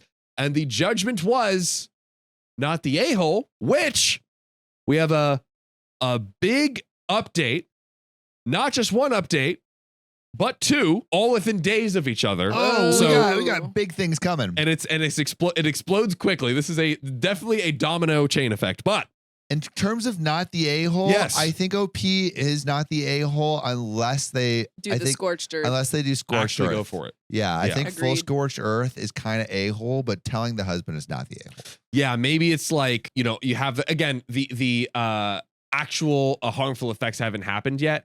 She had the thought of doing this. It seems like her heart was in the right place, but maybe she was just like thinking out of rage and not thinking about the. Hopefully, she read these comments before Hopefully. all that happened in this next update. But it sounds like she was gonna move quick, so maybe. Oh, not. she was. Just like I read your comments, but I already threw the bomb. I already do it. I did it. Well, guys, remember how she said she was going over tonight? 2 days late. Ooh, baby. I apologize for not having time last night. We were obviously busy. So for the people involved, my ex-bestie, Alyssa, and my bestie's husband, Noah. So I took a lot of people's advice and decided not to go nuclear. There we go. Bravo. There we go. Restraint. We love to see it. We don't Restraint. often do. Now There we we're go. just in a Cold War. Exactly. As many people said, at the end of the day, it's not my circus. The decision should be left up to the wronged party, and that is Noah, her husband. Agreed. I also decided to reach out to Alyssa before telling Noah and decided to give her a chance to confess to Noah herself. After I talked to her, I was legit thinking about reaching out to her parents about medical help because she was like, maybe this is some kind of psychosis or because it was so out of character. She was like, I just don't know what could have possessed her. Maybe it's actually a medical thing. Because she was so unbothered and so unremorseful about the affair that I thought she might be having some sort of mental break or psychosis. Yeah, Alyssa's always been the kind to find loopholes or ways ahead, but cheating on your spouse of almost 2 decades for financial gain? It was not normal. I agree. If you didn't see my small update, the whole reason that Alyssa started the affair was to get a promotion at work. It evolved into an emotional affair eventually, though. She admitted that her new friends from some feminism forums and Facebook groups told her that she wasn't as valuable if she was making significantly less than her spouse. What are these feminist forums? That doesn't sound very feminist. How is you're making less than your husband means you're worth less than your husband? Feminism. It's like Sophia? Not feminist. Sophia, As a women- expert Sophia, as on a all women. feminist, As yeah. a feminist, this As- is not feminism. I don't know. What is that? What is that voice? I don't know. Swedish? That's my feminist voice. That's my feminist accent. Now, something I've learned is she's been more insecure about what she's been telling people. They also told her that using a man isn't cheating as long as there's no emotional attachment. What? Ah, that she's being a girl boss. Ah. Shut up, Riley. He's in the background now. She admitted that she couldn't separate her feelings from the intimate aspect and started going on regular dates and vacations. And eventually, they started calling each other boyfriend and girlfriend. Now, the affair partner / boss knows she's married, but was told that they were on the verge of separation. The classic, Classic. we're that on the way out the always door. happens. We're just not divorced on paper. Come on, man. My hubby and I arrived in Noah and Alyssa's with some booze and some dinner. And by the time we were there, Noah had already gone through a bottle of wine. Surprisingly, Alyssa did confess to Noah about the affair. He told us it was extremely non-apologetic, the way she's been this whole story, it seems. She sat him down and told him that she wasn't going on a business trip this week, that she was going on a vacation with her boyfriend. Yeah. Also, not just a vacation, my dream vacation. My dream vacation? He's I mean, my like- dream vacation, my dream man, and my dream schlong. So, Noah, being the clueless and loyal person he is, thought that she meant to say husband and was so excited. Oh. So when she admits to the affair, he thinks that she's playing this, little game of like, oh yeah, me and my husband, my boyfriend are going on a vacation this week. He's like, really? Let me pack my bags. That's such golden retriever energy. This is you. This is you. Imagine. Dude, this is like, Imagine a world. this is like, hey, we're going to go to the farm and I'm putting you down. The farm in heaven. Oh, God. So he asked if they were going to Italy like they had planned for. And Alyssa, she just stared at him. Oh, She repeated, with my boyfriend. It took a few minutes. but it finally sunk in. He told us it wasn't pretty after that. And he said that he embarrassingly got on his knees and begged her to fix everything. Not the knees. Not Italy, please. Dude. She yelled for a bit, but then was just stonewalling him again. How is she the one yelling? What? What is happening? I feel like this woman is neurotic to the bone, no doubt about it. She was already packed to leave. She just left him there sobbing. She turned off her location, which both Noah and I were a part of her family on the app. Wow. And then she turns it back on when she's in Italy. Oh, dude. Also, if you didn't catch that last part, they all share their locations with each other. That's how close everyone is. My God. I share my location with everyone. Right? You do. It's a good one. Wow. I don't feel special anymore. Ooh. So do you. That's not true. Yes, I it only is. have like 40 people that I share my location with. Yeah. It's a tight circle It's a for tight it. circle. And we have no idea where she went. We assume that she went to her affair partner's house because if she had gone home with her 2 suitcases, her mother would have reached out to Noah immediately. She sees him as a son. I explained to him that in a moment of blind rage, I was planning on going scorched earth and telling everyone, but once I calmed down and looked at this rationally, I realized that it wasn't the right thing to do, which was what we thought was the case. I mean, more like Reddit told her not to. This is true. Yeah, that is true. The only person going full nuclear who would be hurt was him, because Alyssa obviously doesn't care anymore. As I suspected, the idea of reconciliation is still going on in his mind, but he doesn't see it happening. In order to reconcile, both parties must admit fault and want to reconcile. Alyssa clearly doesn't. Absolutely.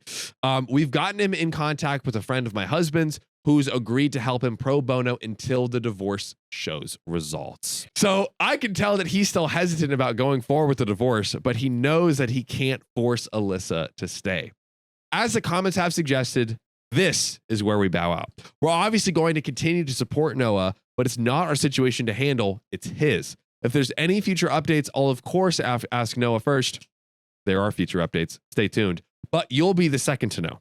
Thanks for being so supportive and helpful. It made me realize that how Noah handles his life and his marriage is his responsibility, not mine. So, guys, we have not only another edit, not only more comments with OP's response, but the big kahuna, an update 9 days later, possibly after she comes back from the vacation, the dream vacation. Ooh!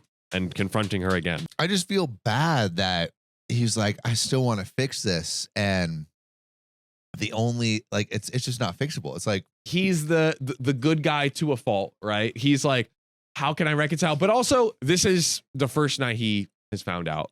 So yeah. He's going through with the processing. levels of grief. Yeah. So hopefully he comes around in these 9 days we have left, the ticking time bomb. OP has said, OP is now like, I've informed him, I've done my job, I'm bowing out. Which is the right move from OP. I think OP has reclaimed their not the a-hole title, or reaffirmed it rather, because not doing the crazy stuff, you know? What do you now think the husband should do? Because now What the husband should do, the I torch has mean, been passed. you can't reconcile because she's not going to reconcile. Agreed. I think you cut your losses. And I think you I think you walk a lonely road because like it's the only road that you have ever known. And you might not know where it goes. But let's get into this next quick edit. So, wanted to clear up some questions from the last post that I didn't really answer in the update. So, what did Alyssa ever do that made you want to go so nuclear? Honestly, nothing in particular. Like I said, for the past few years, our friendship has been for convenience at best. We've basically been best friends because we know each other so well, and we have at least one friend in common. Alyssa has always had qualities I don't agree with, but who doesn't? Also, sometimes the like childhood friendships carried over. You can just grow so differently, and your grandfathered in. It's a whole thing. I think it was just a whole situation that made my blood boil, especially since Alyssa has always been disgusted by cheaters. Wow. She was the kind of person to cut dozens of people out of her life if it meant not supporting someone's infidelity. Wow. So for her to make a complete 180 and not even have guilt for it, it just grinds my gears. That's part of the reason I think she's having some sort of mental breakdown. Not only is it hypocritical, it's extremely out of character, and even for her. Next question. Are you in love with Noah, the friend's husband? Of course not. Singing someone's praises and trying to portray they're a genuine and good person doesn't automatically mean you want to sleep with them. Our relationship has been nothing more than platonic for the entire time I've known him because he loved Alyssa and I loved their happiness. I love my husband and literally only ever saw Noah like a brother. Logic, please. And we have some quick relevant comments where OP responds. Lost Wind Talker says, I hope he has some self-respect and dignity and goes through with the divorce. If he decides to inform their employer, tell him to do it after the divorce and after getting money if he gets any. Yeah. OP says, as much as I love the guy, he basically worships the ground that Alyssa walks on. If she came to the door right now and said sorry with even no remorse behind it, I'm 99% sure he'd pretend like the last 4 months were a fever dream. Oh, Whoa. she's got him wrapped around her finger. Wrapped around. Wrapped. Lost Wind Talker responds to that. That mentality alone is why she is walking all over him. She knows he will stay put. Dude is setting himself up for a lifetime of heartache. Time heals all wounds unless you keep picking at the scab. Damn, that's a bar too. That's I a need to- bar. That's really good. Okay. But Wait, dude, it's like there's something like Time heals I all opened my wounds. heart and she gave it and she gave it a A stab. stab. Time Heals heals all all wounds wounds unless you keep keep it picking to at the the scab. that's you- crazy. what's Someone that? DM that That's to a me bar. later or something. That's That's really a good. bar. Oh man. Guys, this is the moment that we've all been waiting for. The update from moment 9 you've days all later. been waiting for. And it is so fat. In one corner, you have OP going scorched earth on all the people. In the other, you have Noah in a corner, Crying, crying, begging, Begging bleeding on his knees. Let me ask you this Yeah, let me. before we get into this. OP is a good friend of Noah's. She sees that, like, even if she says sorry with nothing behind it, he'll go back to her. Should OP still be involved in, as a friend, helping Noah navigate and being a like slight accountability partner and making sure that he, does what's best for him, goes through the divorce, not in a overly, in like a supportive friend way and not a like do this kind of way? So You know what I'm saying? I have been in this position before where I kind of like getting someone else's life a little bit on track. Yeah. With like a relationship that was like going through a difficult period, and something that I felt is like, and so this is the philosophy that I have, is you only know like 10% of someone's relationship, and Yeah. so they might be coming to you with like all these problems, but like there's a reason that they're staying in it. Mhm. So I think what you can do is you can offer yourself as moral and emotional support, and like just like reflect what you're seeing and what you're saying to them. But I don't think you can give like hard and fast advice on like stay away from this person, or even though you might want to, because I think it like at the end of the day you just really don't know what a relationship looks like fully. Even though like what we're seeing is terrible, the tip of the iceberg is not nice.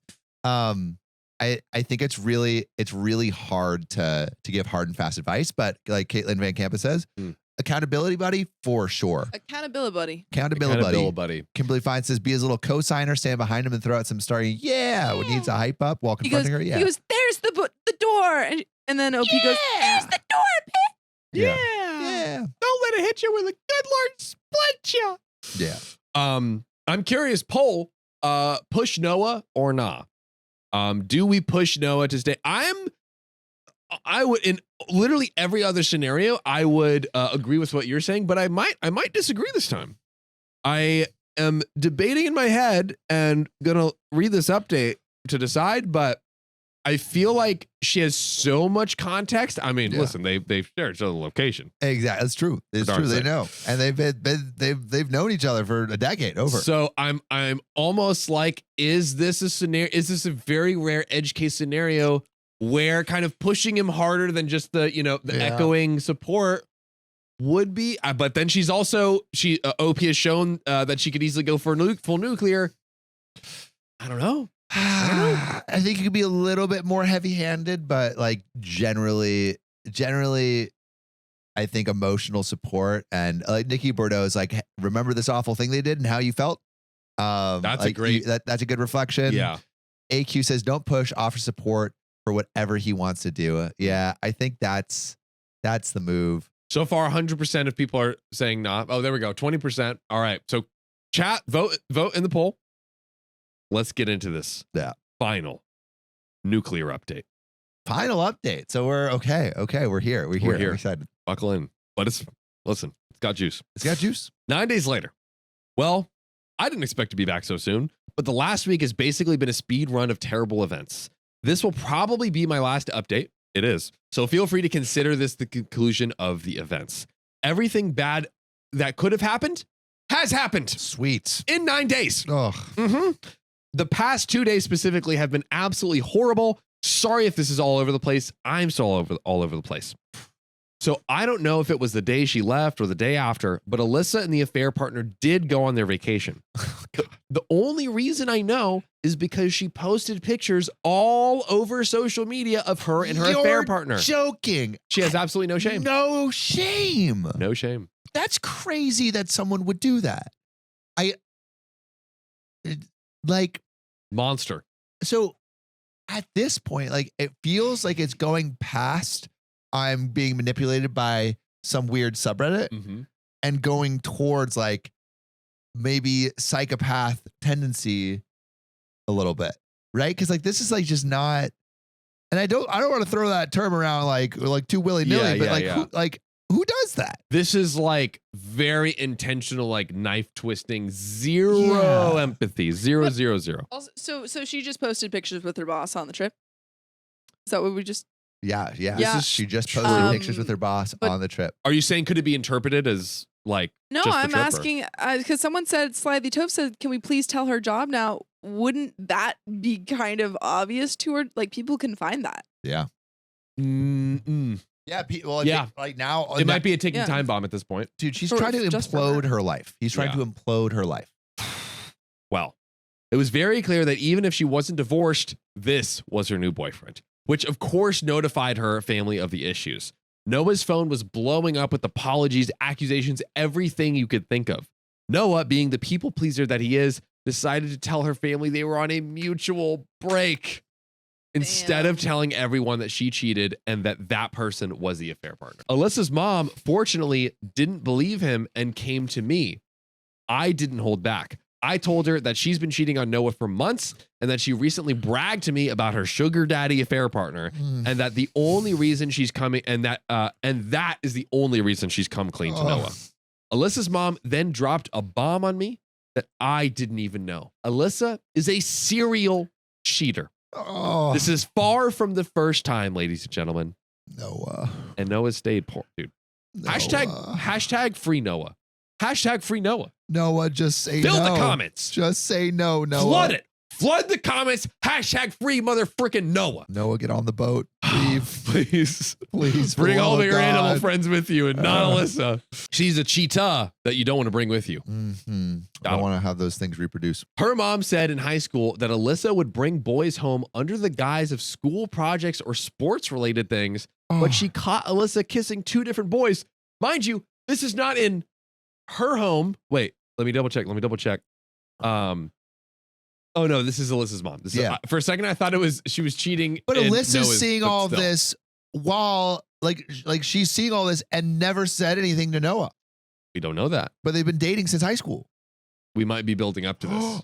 Because maybe Noah knew knows. every time and stayed. Noah knows. We've been saying, no, Noah, don't accept it. But Noah has always known. Maybe has. Noah we'll see. knows. We'll see.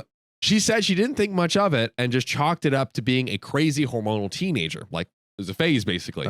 She also said she never expected her to marry her high school boyfriend, but by the time they were married, she figured that Alyssa had stopped doing all this stuff. Neither her nor I have any idea if she's done anything like that since high school through to the present, but I'm not interested in digging into it further. So she saw her like basically cheating a bunch in high school. She's like, it's a phase. Doesn't know if it's gone beyond that to when they were actually married. But so Duchess Cassandra says this is when she was in school. They were dating already. It's high school sweethearts. Exactly. They were in a relationship. 100%. So this explains why Alyssa was just so nonchalant about cheating, because apparently she's always done it. I'm guessing her girl boss friends awoke something inside her and she remembered how easily and nonchalantly she could cheat, and it inspired her to just do it again? I don't know. I'll be honest, I kind of yelled at her mother something I'm not proud of. Like I've said in previous posts, Alyssa's mom is basically my mom, so formalities and everything aren't something I think about when I talk to her. So I freaked out and I told her that she set up Noah for this kind of life when he could have found somebody 10 times better. She took it like a champ and just let me vent until I was calm again. I apologized for yelling, but calmly said, you and I both know Noah deserved better. You should have said something before he got married to her. She agreed, but said it's too late to focus on that now, and that the real issue at this time is supporting Noah. Again, this is Alyssa's mom being like, you know, they're all so close. I mean, Yeah. they've known each other since high school. Yeah. I told her if she wanted to support Noah, she could have told him his fiance was a cheater 10 years ago and hung up on her. I've since talked to her. We're fine, but I was mad at her at the moment. I just want to take a pause right here. We're far from over. We're a quarter of the way through this juicy update. But I think that this is like another time that OP's kind of shown that she kind of like very quickly, like she wanted to go nuclear. She yelled at Alyssa's mom, who's like a mom to her, you know? One, do you think that was crossing a line? She has a close relationship with her, but she kind of attacked her for it. I mean, like, I understand what she's saying. Yeah. In the sense of like, if you knew, why didn't you, say anything before? But I don't like, I mean, there's only so much I think as a parent you can do with adult children. Yeah. Presumably she hoped that Alyssa was not cheating on Noah at the time, and probably didn't know that, was probably aware that, does seem aware that she cheated in past relationships, was like, hopefully not this one. Yeah. So. Yeah. The only thing we knew for sure was she knew she was cheating and getting with other boys while they were dating in high school, and just assumed it was over. Maybe it wasn't dating 100%, but they were, yeah. In which together case, to an extent. Yeah. I mean, least. she definitely should have said something if she knew and Noah didn't know. Mm-hmm. I don't know. Yeah. I also, to my earlier thought of like, should she kind of push Noah? I think that I don't trust her. I think she's like quick to frustration. Yeah. Very impulsive. Very impulsive. Thank you. That's what I was looking for. And that quality being there makes her a bad person to be like pushing Noah towards that. So echo anything he wants to do, but yeah, don't push him outside of anything he's not ready for in the moment. I would say that's my call right now. But let's get back into it. So next thing that happened was the photos that got back to a colleague. Photos. And both of them were out of job before the vacation was even over. It's done. Boss, affair partner, and Alyssa fired. Whoa. Well, they posted all of their pictures. What did they expect? Yep. They were so stupid. What did they expect? Thought they could hide it? You freaking idiots. They didn't even try to hide it. As I assumed, their workplace was extremely upset and did consider Alyssa getting the promotion favoritism, and they were both let go. Noah told me there was at least 3 HR complaints about them already, so it was a no-brainer. Of course, the beautiful relationship Alyssa and her affair partner had turned sour as soon as he learned that he was let go from his 6-figure job because of her. He was so pissed, he even canceled Alyssa's plane ticket back home out of spite. Okay, this guy's stupid. What do you mean? What does he mean because of Alyssa? It's because of him. But is this a man of sound empathy and logic? No. Maybe he didn't think Alyssa would post. So it's like, oh, you posted us. That's what got fired, or that's what got us fired. Possibly. But this bro is an absolute lunatic maniac. Possibly. I mean, this is like he's abusing his power. It could be even grosser than we know now. But we'll leave that to the side for now. He was so pissed. And he had planned to leave her stranded there on the vacation. So what a whack dude. Disgusting. Gross. This is where all of you will be disappointed, and so am I. But Noah immediately forgave her. Bought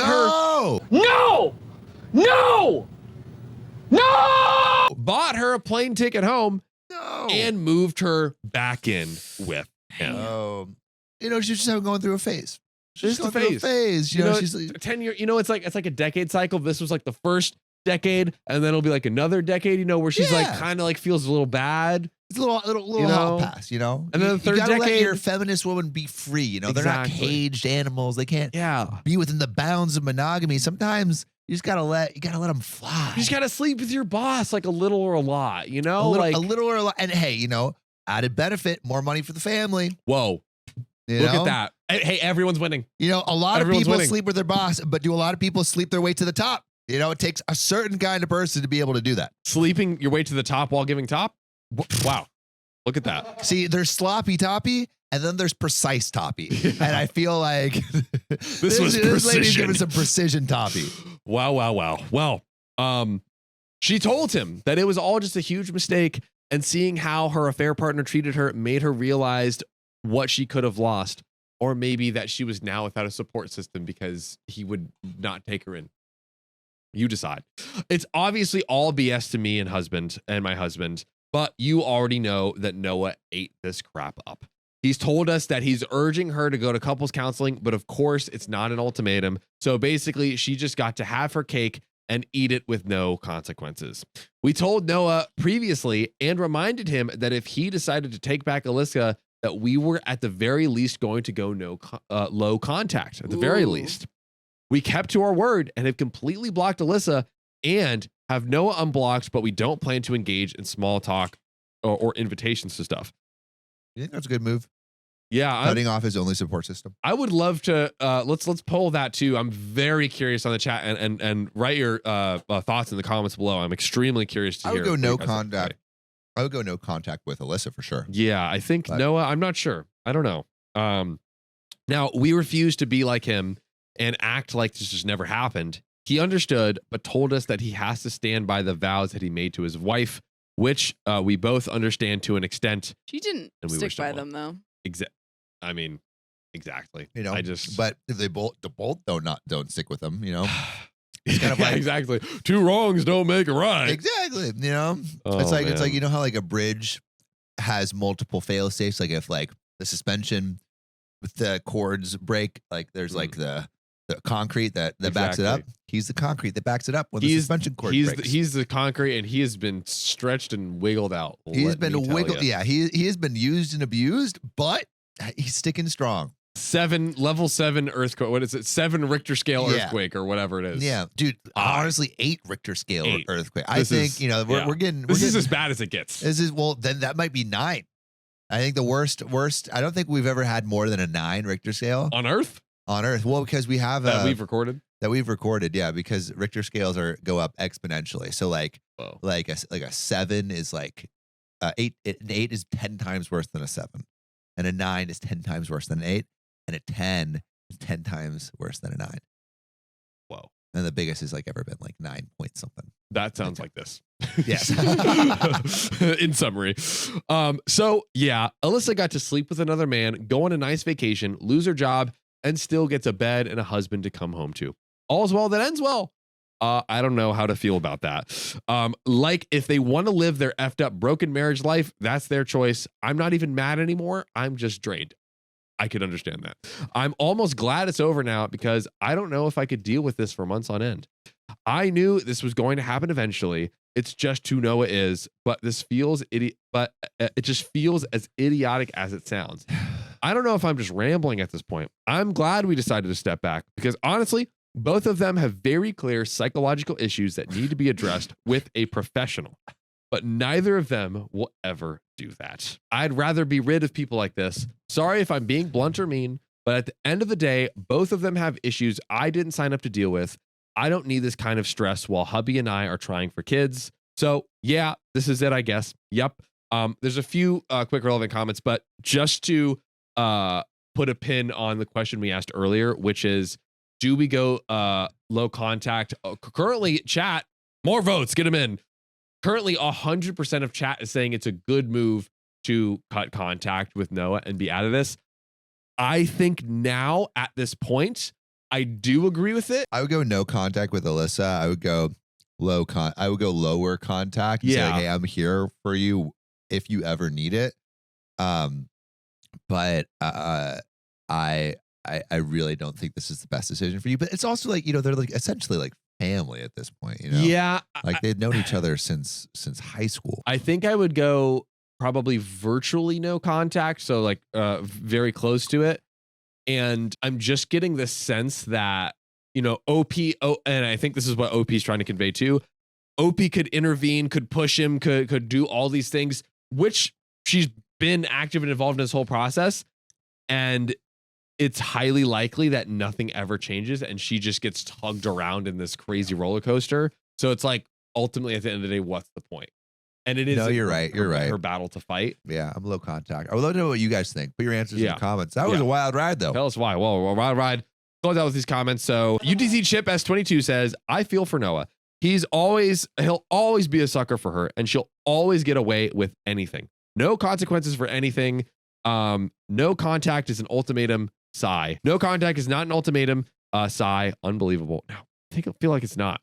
MC. Minimum contact? Minimum contact. Marriage counseling. Marriage counseling. Marriage counseling is not an ultimatum. Sigh. Unbelievable.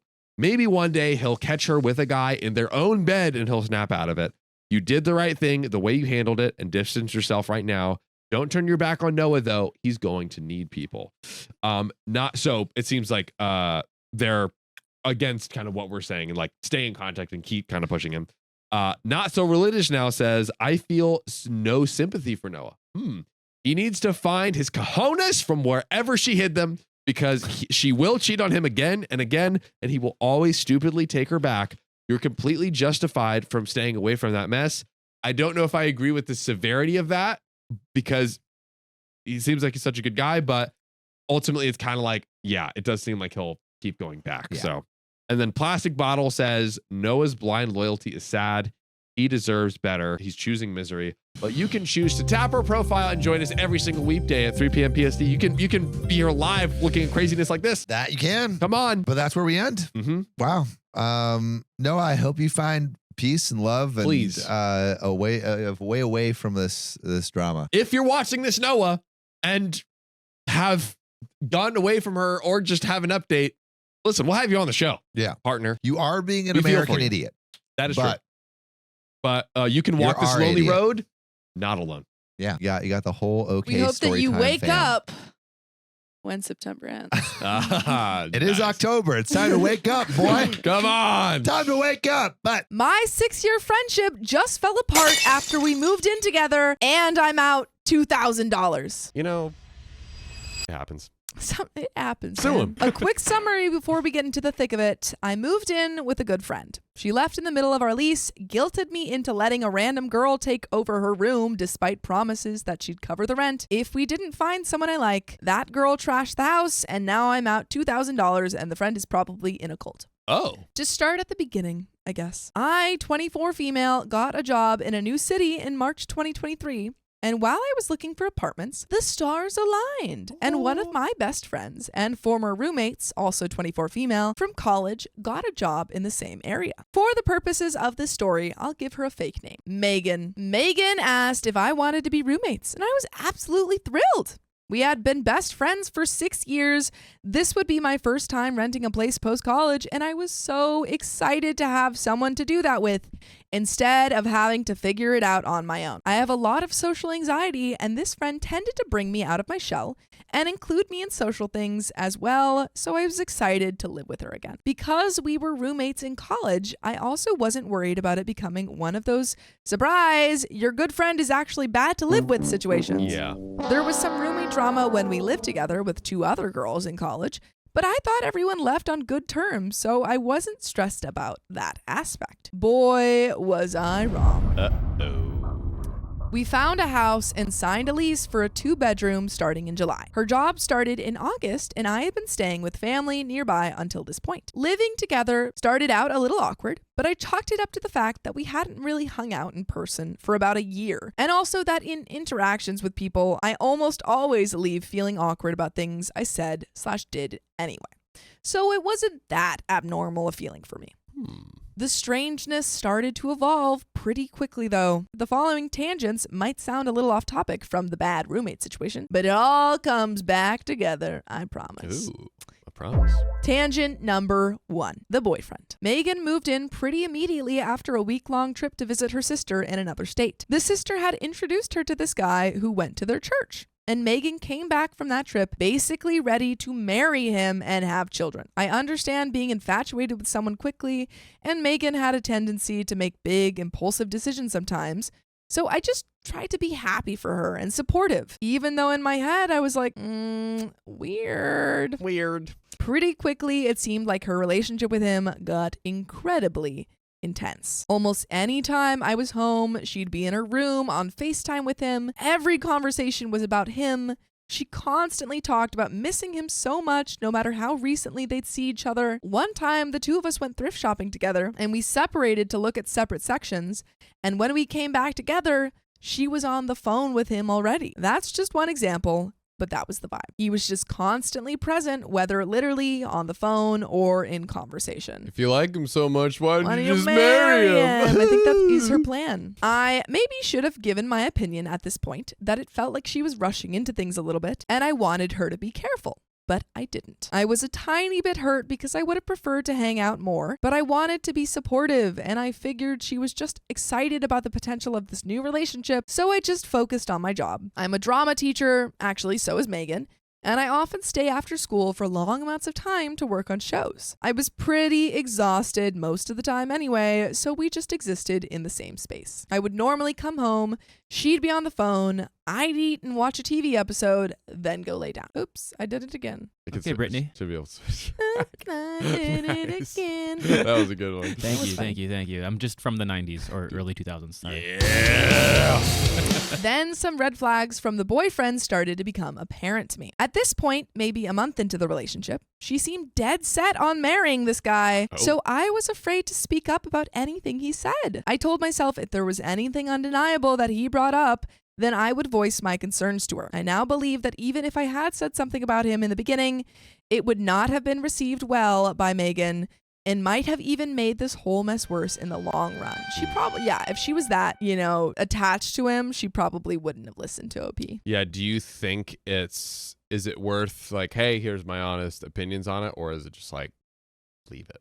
I think if she ever brings him up, which we know that she does, you can just be like, hey, seems like we're, I don't want you to get hurt. Just be careful. Be like, shut the F up. Don't About talk Todd. to me. Don't talk to him at all, ever. I don't care. Anyway, here are some examples of things I noticed. One time he came to visit and I was in the other room. I overheard them talking about my Dungeons and Dragons stuff that I had left on the TV cabinet. He asked about it and she said it was mine and that she never got involved with that stuff. Both of them implying that it was weird/nerdy. I love D&D. Get out. Get out. Get out. Leave. I don't want you here. You're Roll D20. boring. You're freaking boring. Yeah. I didn't like this because Megan had played D&D with me and our other friends before and had enjoyed it. I was hurt at the same time because it seemed like she was minimizing my nerdy interests to seem cool to this new boyfriend when before this, she had been not only chill with me being a nerd, but was also interested in those things herself. Anyone who thinks nerdy things are like bad, like, are you stuck in the 2000s? Dude, it's like anyone who is like trying to like act cool around like a partner, someone Yeah. they're dating in their adult years is absolutely So freaking uncool. whack. If anyone, if I'm talking to anyone and I'm like, oh my God, I love D&D, and they're like, isn't that for nerds? I'm like, Damn straight it is. are you Bye, a bye. freaking Yeah. boring loser? Oh, Because you need to get a life and stop trying to please people around you. I'm gonna get my goblins to get you out of here. Yeah, That's you're right. done.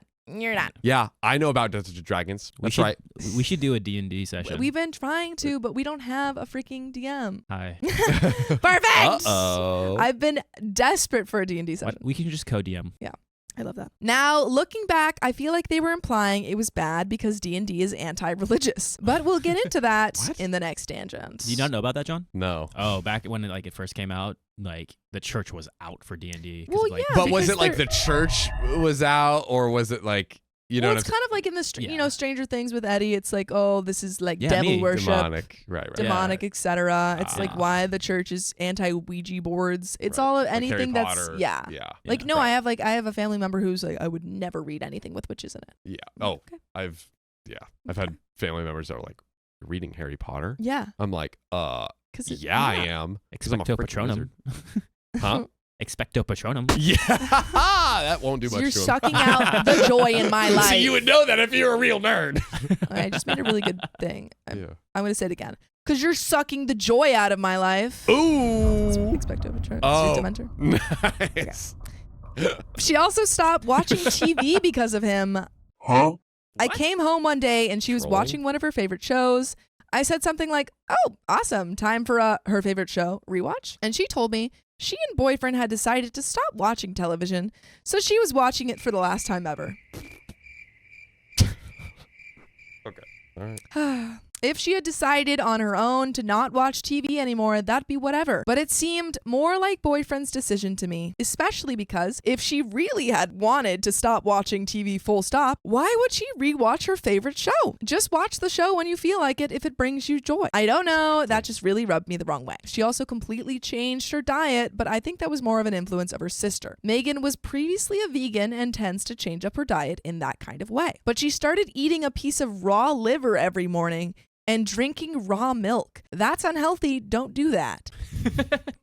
That's not good for you. That's not Stop. good for like unpasteurized milk. Oh, there's a lot of people that do that though. I'm not saying it's good. I'm just saying like there's Yeah, like that's a community of people that like to do that. Yeah, interesting. Anyway, going back to the boyfriend, anytime he visited and we had conversations, he just came off as very judgmental and holier than thou. And it seemed like he was always telling her what to do. All of that to say, I really didn't like Megan's boyfriend. Yeah, he sucks. Yeah, this dude is like, look, it's one thing to like, It's one oh thing yeah, to I don't insult watch TV TNT. or whatever. Yeah, exactly. That's really where the line is That's drawn. the line has been drawn. Yeah. But like, I think it's like, look, he can not watch TV. He can eat whatever he wants. It seems, I mean, she keeps changing all these things about her. I have to believe that he's pressuring her, influencing her to do that stuff. And that is just so not okay. Yeah. You know? No, absolutely. I mean, if she wants to, why are you stopping watching TV? Or He's best not case, even going to know. the best case scenario here is that he's doing all these things and she's just doing it of her own volition to impress him, but it's not her. No, And it's not you. I think there is a certain, and there is another tangent, but before we get into that, I Yes. think there is a certain level of kind of adopting traits and habits of your partner that's totally fine. Like Yeah, if it your happens. partner has interests and you're like, oh, try them out, that's totally cool. But don't give up don't give up yourself for your partner. It should be kind of you're growing together. Yeah.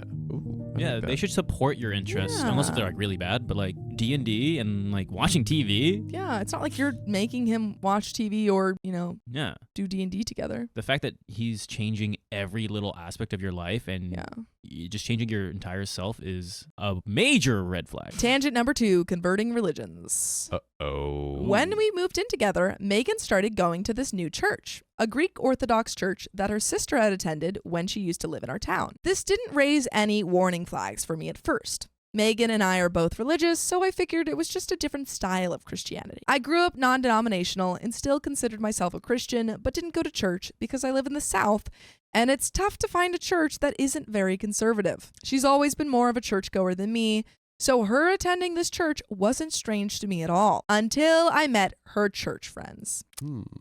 One day, she invited me to go to lunch with a young adult group from the church. I said yes, because I thought it'd be a good opportunity to make friends, which is hard for me. There were 6 other people there besides Megan and I, 2 married couples, a guy whose wife wasn't there, and a single guy. Married couples aren't usually in my social circle, but I'm aware of the ingrained Southern expectation to get married young. So although it was a little foreign to my personal experience because I was expecting more of a college student vibe, it didn't bother me. I just wasn't expecting it. I still tried to join in the conversations until they veered into a very uncomfortable territory. Pretty soon after we got there, they all started talking about relationships, and they were asking the single guy about when he would find a girlfriend / get married, what he was looking for, etc. The 2 married women were really intensely asking him what he was looking for in a wife, and they seemed to want to set him up. He was being somewhat dodgy about what his requirements were, but eventually they got it out of him that he wanted a traditional wife who would stay home, have children, and be subservient. And eat liver. And eat liver. Ugh. And not watch TV. Ugh. I was Watching TV's shocked by crazy. this, but the other girls basically went, oh, well, that's okay. We'll find you a good trad wife. Plenty of women want to serve their husbands like that. They kept using the term trad wife in a positive way and were sure they would find the perfect wife for him. And this is wait. This is a Yes. friend. So this OP is is her at- other female Yes. church friends, women OP church is friends. at Megan's church, like youth group kind of vibe. Right.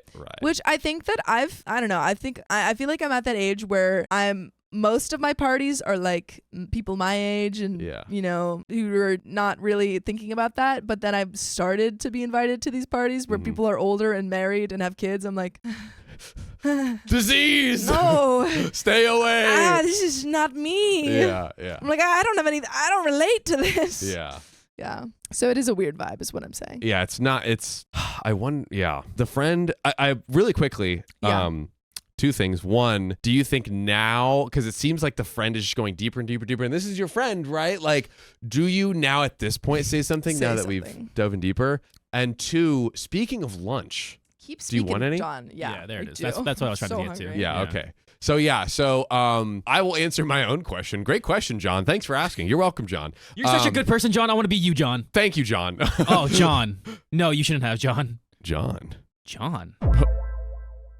But yes, to answer my own question, the real question, I feel like this is so tough because, like, while this is your friend, while it does seem like she's like going down this path, it's also one of those scenarios of it's like, hey, at the end of the day, you can't control and shouldn't try to control what your friend is doing. You know, you can maybe very respectfully say your piece if you think it's going down a, bad rabbit hole for her. I don't know if we're at that point yet, but it seems like we could be approaching the precipice, the tipping point of where one might need to say that. I think you could bring it up now and say, hey, like, it doesn't seem like these people are really your crowd. Like, I don't want you to feel like you have to change yourself to fit in with people because you're perfect the way that you were. Yeah.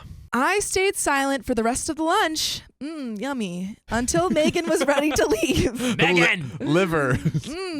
She had driven us both there. I was also shocked by the fact that Megan, someone who I previously knew as an incredibly ambitious and independent woman who actively pushes against the idea that a man should be the dominant provider in the household, hadn't said anything about the conversation. Megan also had never been scared to express her opinion or argue with people. So I didn't say anything to her because it dawned on me at this time that it seemed like Megan's views might have been changing to align with that if she wasn't arguing against it, which I think is true. And at that point, it's just like, okay, maybe we're just not friends anymore. Totally. It soon became clear to me that this was true. My best friend is non-binary and uses they/them pronouns. And whenever they came to visit, it seemed like Megan was actively avoiding opportunities to hang out with us. All three of us were close friends in college, although I was closer to both of them than they were to each other. I soon realized after talking to some of our mutual friends that Megan had been avoiding my best friend because she no longer agreed with their identity. And at that point, Megan's just not your friend anymore. Dude. Get Megan out of here. If they're being awful about your friend being non-binary, do you really want to be Megan's friend? Megan needs to be Megan. Yes. Okay, this may sound crazy, but that was all basically just backstory. That is crazy. That's freaking crazy. This is when stuff gets worse. Oh. What? No.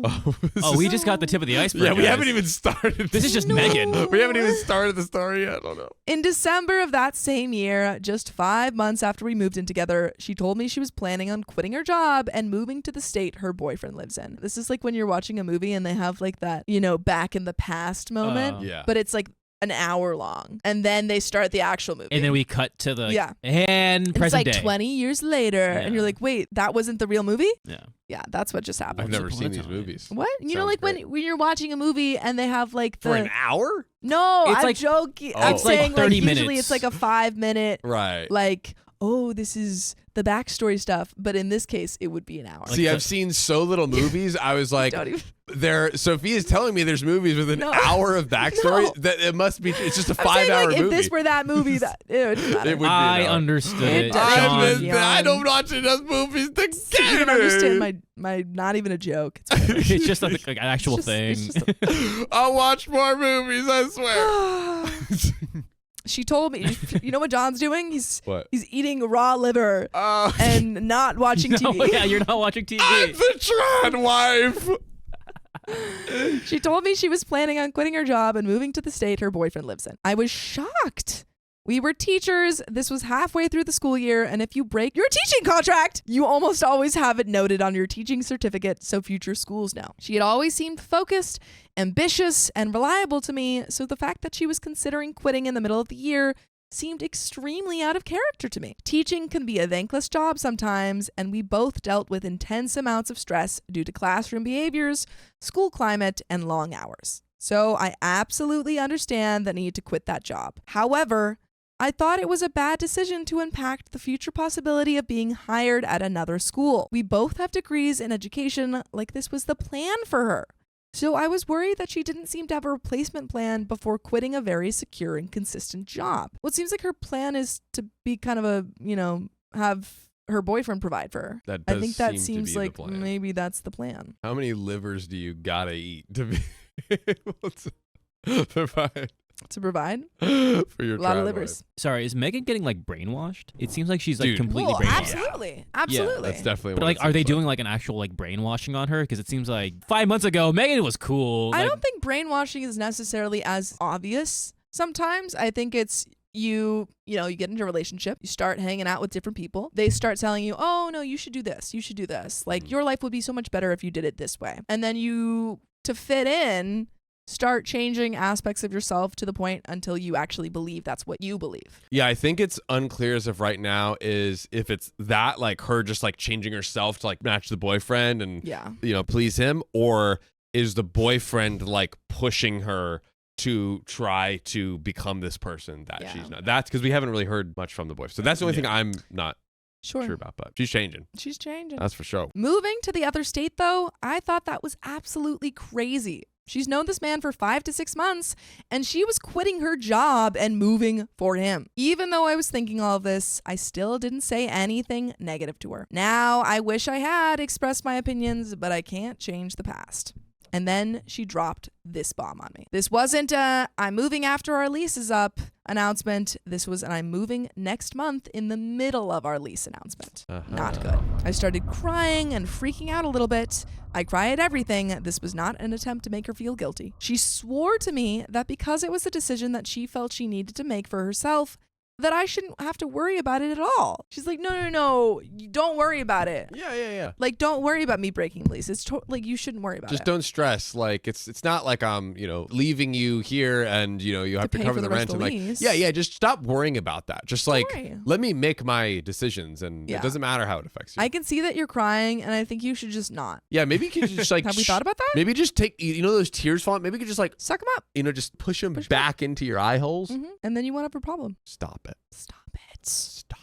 She promised that I would not be left responsible for our full rent. We split it 50-50.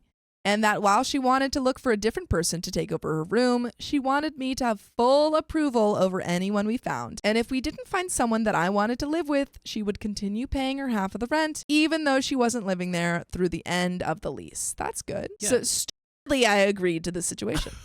I feel like that's a fair situation. I was gonna say like she's not fully cuckoo. She Yeah. sounds like okay, she's got reasoning and she's gonna help you out. Well, Until Well. stupidly. does she live up to those big lofty words? I don't think so. No. Megan also had a cat that lived with us. She is the chillest, sweetest cat in the world. When she announced that she was moving, Megan told me that the place she found doesn't allow animals, so she has to leave the cat behind. She's even giving up her pet for Her this guy. pet? Come Dude. on. I'm definitely Come gonna guess that on. he's trying to shape her and force her into this Mhm. trad wife thing. Absolutely. She asked if I wanted the cat, and I said absolutely. The cat comes back later. I felt like the only two things to say were, Either, okay, I'm okay with you moving as long as I don't get stuck with a rando roommate or 100% of the rent. Or, no, you're not moving and we're going to live together and you'll hate me until July. She was my best friend in college. I trusted her word that she would make sure we found a roommate I was comfortable with, or she would keep paying her rent. That is not what happened. We both went to visit our families over winter break. When I came back, she was prepared to move out, and about a week later in January, she moved. She hadn't found anyone to fill the room before she left, but was continuing to post online in various Facebook groups and websites searching for roommates. I did not participate in the roommate searching process. This is where I might have been in the wrong, but I felt like she's the one who left in the middle of our lease. She was no longer dealing with our extremely stressful jobs, and I had my half of the rent ready to be covered, so I didn't post anything or try to find a new roommate. The only thing, I don't think it is OP's responsibility, but I think you have to be a little bit involved just so you get the roommate that you want. Yeah, maybe it's like, She gives you options and you look through them. yeah, like, hey, you do the work, Yeah. you know, like post in the right places, but I have like ultimate approval of the person because I need to be living with Yeah. this person who's going to be in there. Exactly. So it's like, yeah. I think that, I mean, like I've been in that situation where we had to get a subletter and stuff, and the person who was responsible for the rent found, did all of that stuff, Yeah. and then we jumped on a call so that we could all talk to that person and stuff. Yes. Yeah, which I think is just the best way to do what it. you got to do. I really hate the idea of living with someone I don't know. It gives me crazy amount of anxiety. I was willing to try it if Megan found someone because I understood that it'd be bad for Megan to have to continue paying rent for 7 months in an apartment she wasn't living in. But I still couldn't make myself participate in the search. Megan would have conversations with potential roommates and they would come tour the house. I never met anyone who toured because they almost always came with the property manager during the day while I was at work. If they had been interested, our next step would have been for us to meet and for me to decide if I was willing to basically re-sign the lease with them. Eventually, Megan told me about this couple that wanted to move into the room. I said no immediately. No. I wasn't comfortable living with a couple because of a plethora of reasons. One, new person was already going to be hard for me. Two, seemed impossible. I also wouldn't even want to live with a couple that I was already best friends with because we share a wall. That's a weird third wheel dynamic, etc. So I said no without meeting up with them. I think this is when Megan got mad. She thought it was rude of me to not even talk to this couple and see if I liked them. I was extremely busy with working on our big musical and was staying after school until 8 p.m. most nights and thought it would be a huge waste of time to meet up with these people when I know nothing they say would change my mind about not wanting to live with a couple. They could be the nicest people in the world, we could become besties, and I still wouldn't want to live with two other people in a 2-bedroom house. Near the end of January, Megan texted me a message saying that she thought it might be a good idea for both of us to terminate the lease early. I had, up to that point, the worst panic attack of my life. Oh, no. She said she couldn't afford paying rent in 2 states at once when we haven't been able to find anyone serious about taking over her room. I freaked out about this for a while because where did she expect me to live? Did she want me to move in the middle of a tech week for our musical? I thought this was insanely inconsiderate. I then called my dad and we read over the lease together. It turned out that she had read the lease wrong. If we broke the lease, we would still be responsible for the rent for the months of February through July. Whoa. And would also have to pay an extra fee of $2,000 for breaking it. Whoa. So basically, You can't break it. yeah, you still paying pay for all of the rent and a $2,000 like fine. So there's literally no reason to break it. There's bro, a Yeah. terrible lease agreement. I have like Megan, Mhm, but I mhm, also I mhm. do think that OP needs to be a little bit involved in this process of finding a new person. Yeah, again, it's like Yeah. understand the spirit of like, hey, you're the one doing this, so you should be the one Yeah. handling it. But again, OP should be just in viewing it, You gotta overseeing be it. a little bit, especially yeah. if you have really specific needs and desires for a roommate. Yeah. Then like, go ask your friend, say, hey, do we know anyone who's looking for a roommate or something? Yeah. So it just speeds it up. Yes, it is Megan's responsibility, but I think if you want a person that you like to live with you, then you gotta get in there. One thing I would suggest to her is like, hey, look, you don't want to be on the hook for the whole amount of rent. What if like we either found someone who is like, that I liked that was willing to cover like, more of the lease, or you get someone again that we like, but like you just pay like a little bit. Yeah. So it's like, cause it's like, hey, listen, you kind of got to deal with the consequences of your actions. Yeah. You're leaving this early. You're kind of leaving me hung out to dry. Sure. So like just do like a small portion of what you would have been paying. That way, like, I have to pay less. It helps us get, like, she could maybe even subsidize someone who's like a better fit. Yeah. You know, like there's, I don't know. Yeah. I mean, One she could idea. like get the money. I mean, yeah. This is, I don't know. I think there's a little bit of mistakes going on both ends here. Yeah. Especially this lease Mhm. agreement. Dude. Why are you finding out about this? Now, this didn't you read the far? lease? Not Yeah, at the that's- beginning. That's definitely seems like it. Yeah. Neither of them did, probably. Yeah. Doesn't seem like it. Because, I mean, OP's like, oh, she didn't read the lease. Doesn't seem like you Right. did Yeah, either. it's like, yeah. I sent her that information and she admitted that she had read it wrong, but then got mad at me for not helping in the search for a new roommate. I kind of agree with. She called me immature for not responding to messages quickly and for not sharing her roommate's search posts on Facebook, etc. Admittedly, I am really bad at replying to messages, but this was also an extremely busy time in my life. On top of my full-time teaching job, I was also directing the after-school musical, and we were in the crazy midst of that process. Crazy busy, basically just coming home to sleep and doing it all over again the next day. On January 25th, Megan sent me a message at 10:30 a.m. telling me about a girl. For this story, I'll call her Lucy, that she had found to take over the room, telling me a bit about her. At 10:32, she said, please respond as soon as you can so I can update Lucy. At 10:34, she sent me another text saying this should be the last roommate call I'd have to do and that she's sorry it taken me so long. I was teaching classes. I didn't not read it nor respond. I was in class. At 4:21 p.m., Megan sent me a text asking if I had seen it. I was in rehearsal. I did not read it or respond. Again, you had to have been able to check your phone. Yeah. Like, you get lunch breaks. You're telling me you don't look at your phone? Yeah. Also, I want to say I don't earlier, I know. think while it would have been better for her to been involved in the process, I'm not necessarily like giving a strike against her, other than it's like just not in her own self-interest. Yes, that's the thing. I think she's doing things that aren't in her own self-interest. Right. Yeah. It's, It's like, hey, like help Megan yourself. Is the problem, but Yeah. you're making so many more problems for yourself. Yeah. What's more Fair. important here, the school musical or your living situation? You're literally like your living situation that you said, like you could, I don't know. That's causing you a panic attack. Like my director in high school and middle school, sometimes they had to take a day off and there was always an assistant. So, do you have an assistant that could maybe take over for an hour while you sorted this out? Do you think an assistant can make the greatest show on earth? I guess Do you not. really think that? No, OP needs to have complete control over Yeah, the show. that's right. Yeah, I think OP's being a little silly. Yeah. Little silliness. At Here, I agree. 6:56, Megan tried to call me and I didn't answer. I was in rehearsal. She texted me again, asking about moving forward with this new roommate and wanted to make a group chat with the three of us to figure it out. 8:33 p.m., we were wrapping up rehearsal and she sent me another message asking again if I wanted to move forward with her as a tenant, asking me to please respond and saying the longer we make her wait, the higher chance she might find someone else. I really need you to start responding to me so I can follow up with her. She then said it's not fair for you to assume I'm going to pay half the rent when I'm finding food options for tenants. She has my full approval. We just need yours. I went through all of these messages after rehearsal, way more than what I retyped here. For the most part, I was majorly summarizing. And I may have been in the wrong for this, but I was a little petty and didn't respond right away.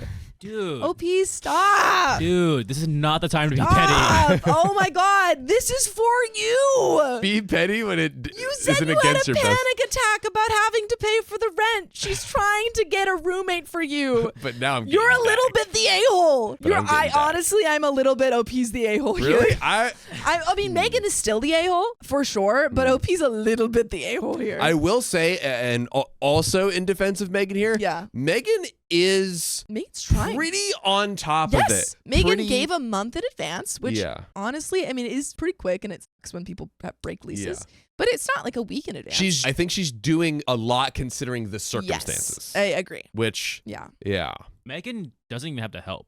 Like, I mean, yeah, she does, but at the end of the day, Megan's like, I'm gone. Megan's Whatever, gone. break the lease. Yeah. If I have to pay it, I mean, I don't know if she knows I what the mean, 2000 yeah, thing. like- Like But- Megan sucks for other reasons. yeah. Like not liking her non-binary friend. Yeah, Yeah. Megan's But but in this specific case, she's trying She's to sort actually like things pretty out. on top Yeah. of it. And like the deeper in this process it goes, it's like the more Megan is like trying to like really say like, yo, hey, let's do this, Yeah. let's make this happen. 'Cause Like, it isn't fair for her to pay for half the lease when she's not living there. yeah. But I mean, she did like She even, owes it. Even contract Yeah. aside, I'm like, it's like you guys and look, at the end of the day, you shouldn't not do what you want with your life because you had this, understanding with your friend to live in an apartment. Like, Yeah. do what you want with your life. Absolutely. But at the same time, that doesn't mean you don't have the responsibility possibility of that understanding and agreement you had with that person. Slyly Tove says Megan sucks more, but OP sucks too. I think I'm on that train. I think I'm Me on the too. everyone sucks here. OP kind of Yeah. Everyone here is being just a little goofy. Goofy. Hey. There he is, ladies and gentlemen, and that's why he's here. That's why I was on we board, hired him. guys. Give him the big bucks. I found the part where she said it wasn't fair of me to assume she would continue to pay her rent. Rude. It's like, I didn't Rude. like that. She had actually specifically promised that she would continue to do it if she didn't find someone. Yes, but she's trying to find someone and Yeah. you're rejecting everyone. I also want to point out that I never respond to messages right away, especially during the day while I'm at work. And she knows this about me, so I was surprised by the barrage of messages, making it seem like I had not responded to this for days. An hour later at 9:43 p.m., I got these texts. Girl, I need to give her an answer. Let's do a group call tomorrow. If we don't act fast, she'll find somewhere else. She's nice and normal. Just tell me you read all this and I'll make a group chat. Damn, OP, you're really making it hard for me to root for you. Megan continues, there's literally thousands of dollars on the line. I really need you to respond in a timely manner so we can move forward from all of this. I am doing my part by finding and vetting potential tenants. You said you wanted final say on anyone who might live there. I'm trying to give that to you, but you aren't being very cooperative. Lucy is a great choice. Let's have a call with her tomorrow and get her on the lease. I cannot be responsible for unpaid rent because of your negligence in communicating. When are you free to have a group call with Lucy? I was flabbergasted. So annoyed. I felt almost blindsided by the blame being heaped on me. Oh my goodness. It hadn't even been a full day and she was texting like I'd been ignoring her for months. Girl, you have. You have been. I also felt disrespected because when she decided to leave in the first place, she promised to not only let me approve any potential roommate, but also that I wouldn't have to worry about her half of the rent if we didn't find anyone suitable. I started worrying. I felt like she had decided for me that this girl was suitable, and now I no longer had a say. I wanted to reiterate that all of those texts were sent over the course of just one day. I responded the next morning. This is priority number one. Oh my God. Oh my God, you're frustrating. As soon as I got to work, basically saying that I was busy and she knew that. I told her I'd call the girl and that I expected her to continue paying the rent even if this girl didn't work out. She ignored the part about me expecting her to pay the rent. She then berated me for not responding in a timely manner and being immature about the situation. You were. Yeah. You were immature. She literally admitted to being petty and intentionally not Yes. responding. Like it's so different if you're like, oh, I literally have like my phone. I lost my phone or I Yeah. haven't touched my phone. You saw the messages and decided that even though you were stressed and worried about this situation and paying all the money, that you were going to be petty? Come on. I messaged her about the girl in the group. I called the girl, but stopped responding individually to Megan. I didn't really vibe with Lucy, but at this point, I was so sick with stress that I just didn't want to deal with Megan and the chance that she wouldn't pay her rent anymore. So I agreed that Lucy could move in. We got the ball rolling on the new lease process, and after that, Megan sent me another text because I hadn't updated her yet. I have done all I can do. If you like Lucy, great. Please let her know that. If you decide you don't want her moving in, I will take that as you assuming responsibility for my room and rent. I found you a nice, normal, responsible girl. If this does not work out, you need to take ownership for that. If we take too long to let her know, she will find somewhere else. And by we, I mean you. You need to do the responsible thing and update me and Lucy. With that being said, if you decide for whatever reason you don't want to live with her, you are more than welcome to find a tenant on your own and cover the full rent in the meantime. We need to tell her tonight that we would love her to live there. If not, you are increasing the risk that she backs out. She also sent me a 3.5-minute long voice message calling me irresponsible once again and telling me to message Lucy. I had already messaged Lucy at this point. I also forgot to mention earlier, but Megan had also listed her room at a lower price than it actually was, which that's an a-hole move. Yes, absolutely. Yeah. OP cannot pay more rent for her Than what was agreed upon. dipping yeah. on her. Yeah. When she was trying to get someone to take it. When Lucy reached out, the listing was $700. So Megan said she'd pay the remaining $300 each month. Okay. Which that's what I suggested earlier. Yeah. Which if she actually does that, that's fine. That's fine. Yeah. Lucy and I re-signed the lease, and I thought most of my troubles were over. I was stressed about living with someone I didn't know, but at least I knew I just had to endure until July. Then I'd move somewhere cheaper on my own. In April, Megan messaged me asking if she could stop sending her $300 rent payments. No. Dude. No. Absolutely not. No. Basically, her proposal was that because we both paid $1,000 towards the security deposit, if she sent me just $200 in April and stopped paying her $300 after that, then I could just keep her half of the security deposit when we got it back. You don't know if You don't like know one, you're you're going to get back. probably not getting all of it back, and two, No. you might get none of it back or not enough. Yeah. Dude. No. No. And also, she could just have that. If you did get it back, then she can have that money back. That, Megan can have her half of the deposit. So it's like, exactly. why are we? No, let's not. No. I was going to say no to this because I didn't want to be on the hook for an extra $300 a month up until we got the deposit back. But the next morning, she messaged again saying that because I hadn't texted back yet, I just took that as you are okay with what I said. Both these people. Yeah.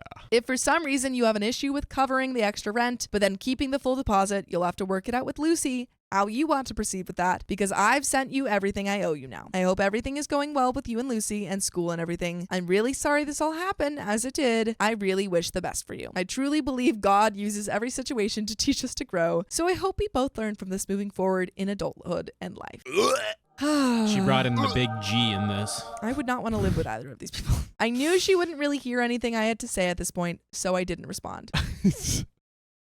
I made peace with the fact that I lost my best friend because she seems so unlike the person I knew, and that I'd be paying $300 extra a month so that I wouldn't have to deal with Megan anymore. I should also say, technically, I didn't owe Megan her half of the security deposit. She forfeited her right to that money legally when we took her off the lease and reassigned it with Lucy. I was still going to send it to her because, that's $1,000. And now on to the new roommate. The day she moved in, I was cleaning at the house of my grandmother who passed away, so I wasn't there for almost the whole time she moved her stuff in. When I got back with my dad to help me carry in the cabinet I brought home from her house, Lucy was on the way out. I greeted her and it was very awkward. She seemed like she didn't want to chat, and she left. I tried a couple more times throughout the first couple weeks to say hi if she walked through the living room or whatever, but for the most part, she stayed in her room and I was almost always at work. This was going to work fine for me.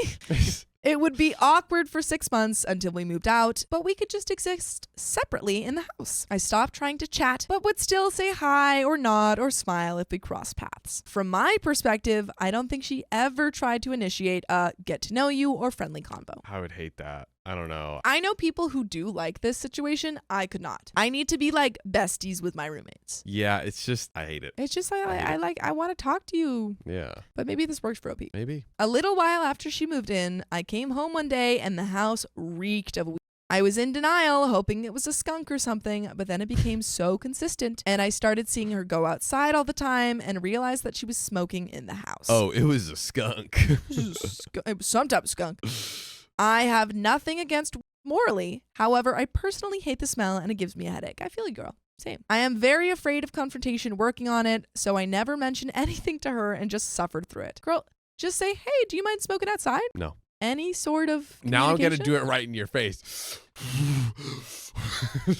I would see her Imagine going just- outside to smoke, so I don't know if she was smoking in the house when I was gone or if it was just that strong somehow. But my friends who are more familiar with weed told me that they've never been in a house that smells so consistently and strongly of it. Even when people are legit stoners, they know how to manage the smell. Yeah, I have a lot of friends who like to smoke it, and when I was living with them, I was just like, very few times that it was ever in the house, I was like, hey, do you mind doing that outside? It was so easy. Yeah. OP just doesn't do communication. This is true. I'm finding out throughout this story, OP just literally cannot do communication. This is, yes. Correct. Tyler says OP just avoids everything but work. True. Yeah. That's how she speaks. She speaks through her She art. speaks through her performance. Her performance. Ay, ay, ay. This drove me crazy, but I didn't say anything. But I didn't passive aggressively do anything about it either.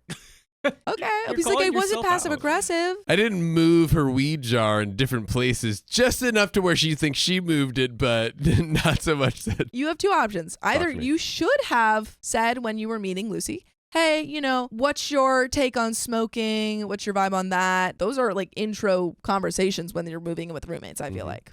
I had all of those conversations with like the people that I live with. And then the other thing that you could have done is when you started living with her and noticing this, just say, hey, don't do that. And OP's done none of that. Or we could take Complain about it in all silence. of her skunk, Oh. sell it, Yeah. take the money, Yeah. sue her for, I don't know, Sewer. for why not? Sewer. Yeah. I was still basically only coming home to sleep, so I would light a candle in my room when I ate food, then had a lavender scented sleep mask when I went to bed. Pretty soon after, she started doing things that I thought were just a little kooky. And now I think they were passive aggressive messages that I just didn't pick up on. She moved some of my food out of one of the shelves in the pantry and put it in my Tupperware drawer. I noticed when I went to grab a Pop-Tart on my way out the door, but didn't think about it too hard because I was in a rush. And I'm not picky about where my stuff is in the kitchen. Then I came home one day and the side table with my record player on it that had been sitting in the living room was moved in front of my bedroom door. I figured maybe she had vacuumed or something and moved it, so I scooched it to beside my door instead of moving it back into the living room, just in case she wasn't done cleaning or something and was going to put it back. I don't know, but she never moved it and it stayed outside my door until I moved out. Despite awkwardness and some more strange occurrences like that, I was feeling better just because at least I didn't have to worry about Megan anymore. Then things got even worse. Oh. One Saturday, I slept in really late and got out of bed around 1 p.m. I wandered out to the kitchen to get some food and saw that the back door was wide open. I freaked out because my cat, the cat that Megan, the former roommate, had left behind, was nowhere to be found inside the house. The cat. That is not good. Oh. She must have gone outside. She's not an outdoor cat, and we live on a fairly busy road and just 1 block over from an extremely busy road. I didn't see her in the backyard, so I went back inside to ask Lucy how long the door had been open, if she saw the cat go outside, etc., basically to get all the info. I knocked on her door, and Lucy woke up from sleep. She said she had been asleep for hours and nonchalantly said, I must not have pulled the door shut. I went back outside without really saying anything, found the cat in the crawl space under the house, and lured her out with food. You need to have a conversation. Just have a conversation with her and say, hey, like, do you mind just being really, careful about leaving the door open just because the cat. Or never suffer talk in to her again. silence. Never even say hi again. Just don't say like, hi. Literally, she'd be like, oh, hey, could you pass the salt? You're just like, Don't even talk to her. Steal her food in increments. I get what you mean. You're blinking Morse. Look at that Morse code. Thank you, John. communicate like that. You're welcome. You deserve it. Whoa.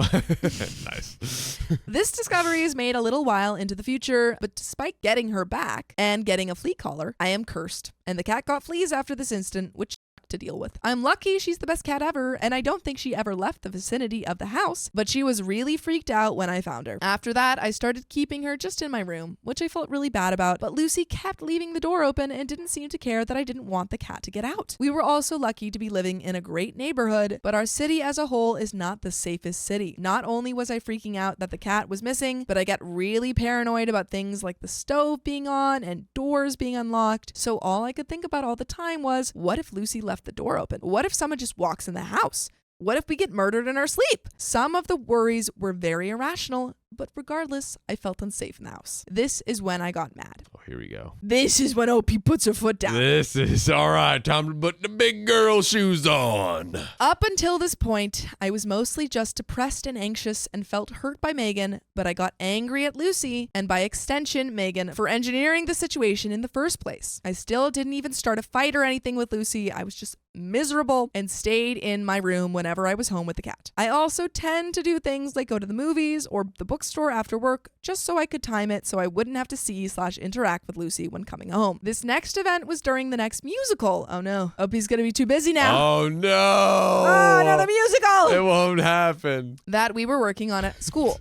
So once again, really bad timing in terms of my general stress and exhaustion levels. Also, really quick, Yes. wouldn't it be hilarious if OP took this story and made it into a musical? Oh, that'd be awesome. And then- Life imitates art, imitates life. That's what I'm saying. we Because go. then she could invite Megan and Lucy and then tell them Oh, through the musical what she has to Pulls a communicate. little euphoria. Guys, sorry, this is like side tangent, but Yes. this is getting out of hand. I think someone's playing a prank on me. So my sister just texted my family chat Yeah. and wanted Mexican food. Yeah. Do you know what she called Mexican food? What? Megan food. Like it was like a typo, Megan food. And she's like, oh, I meant Mexican food.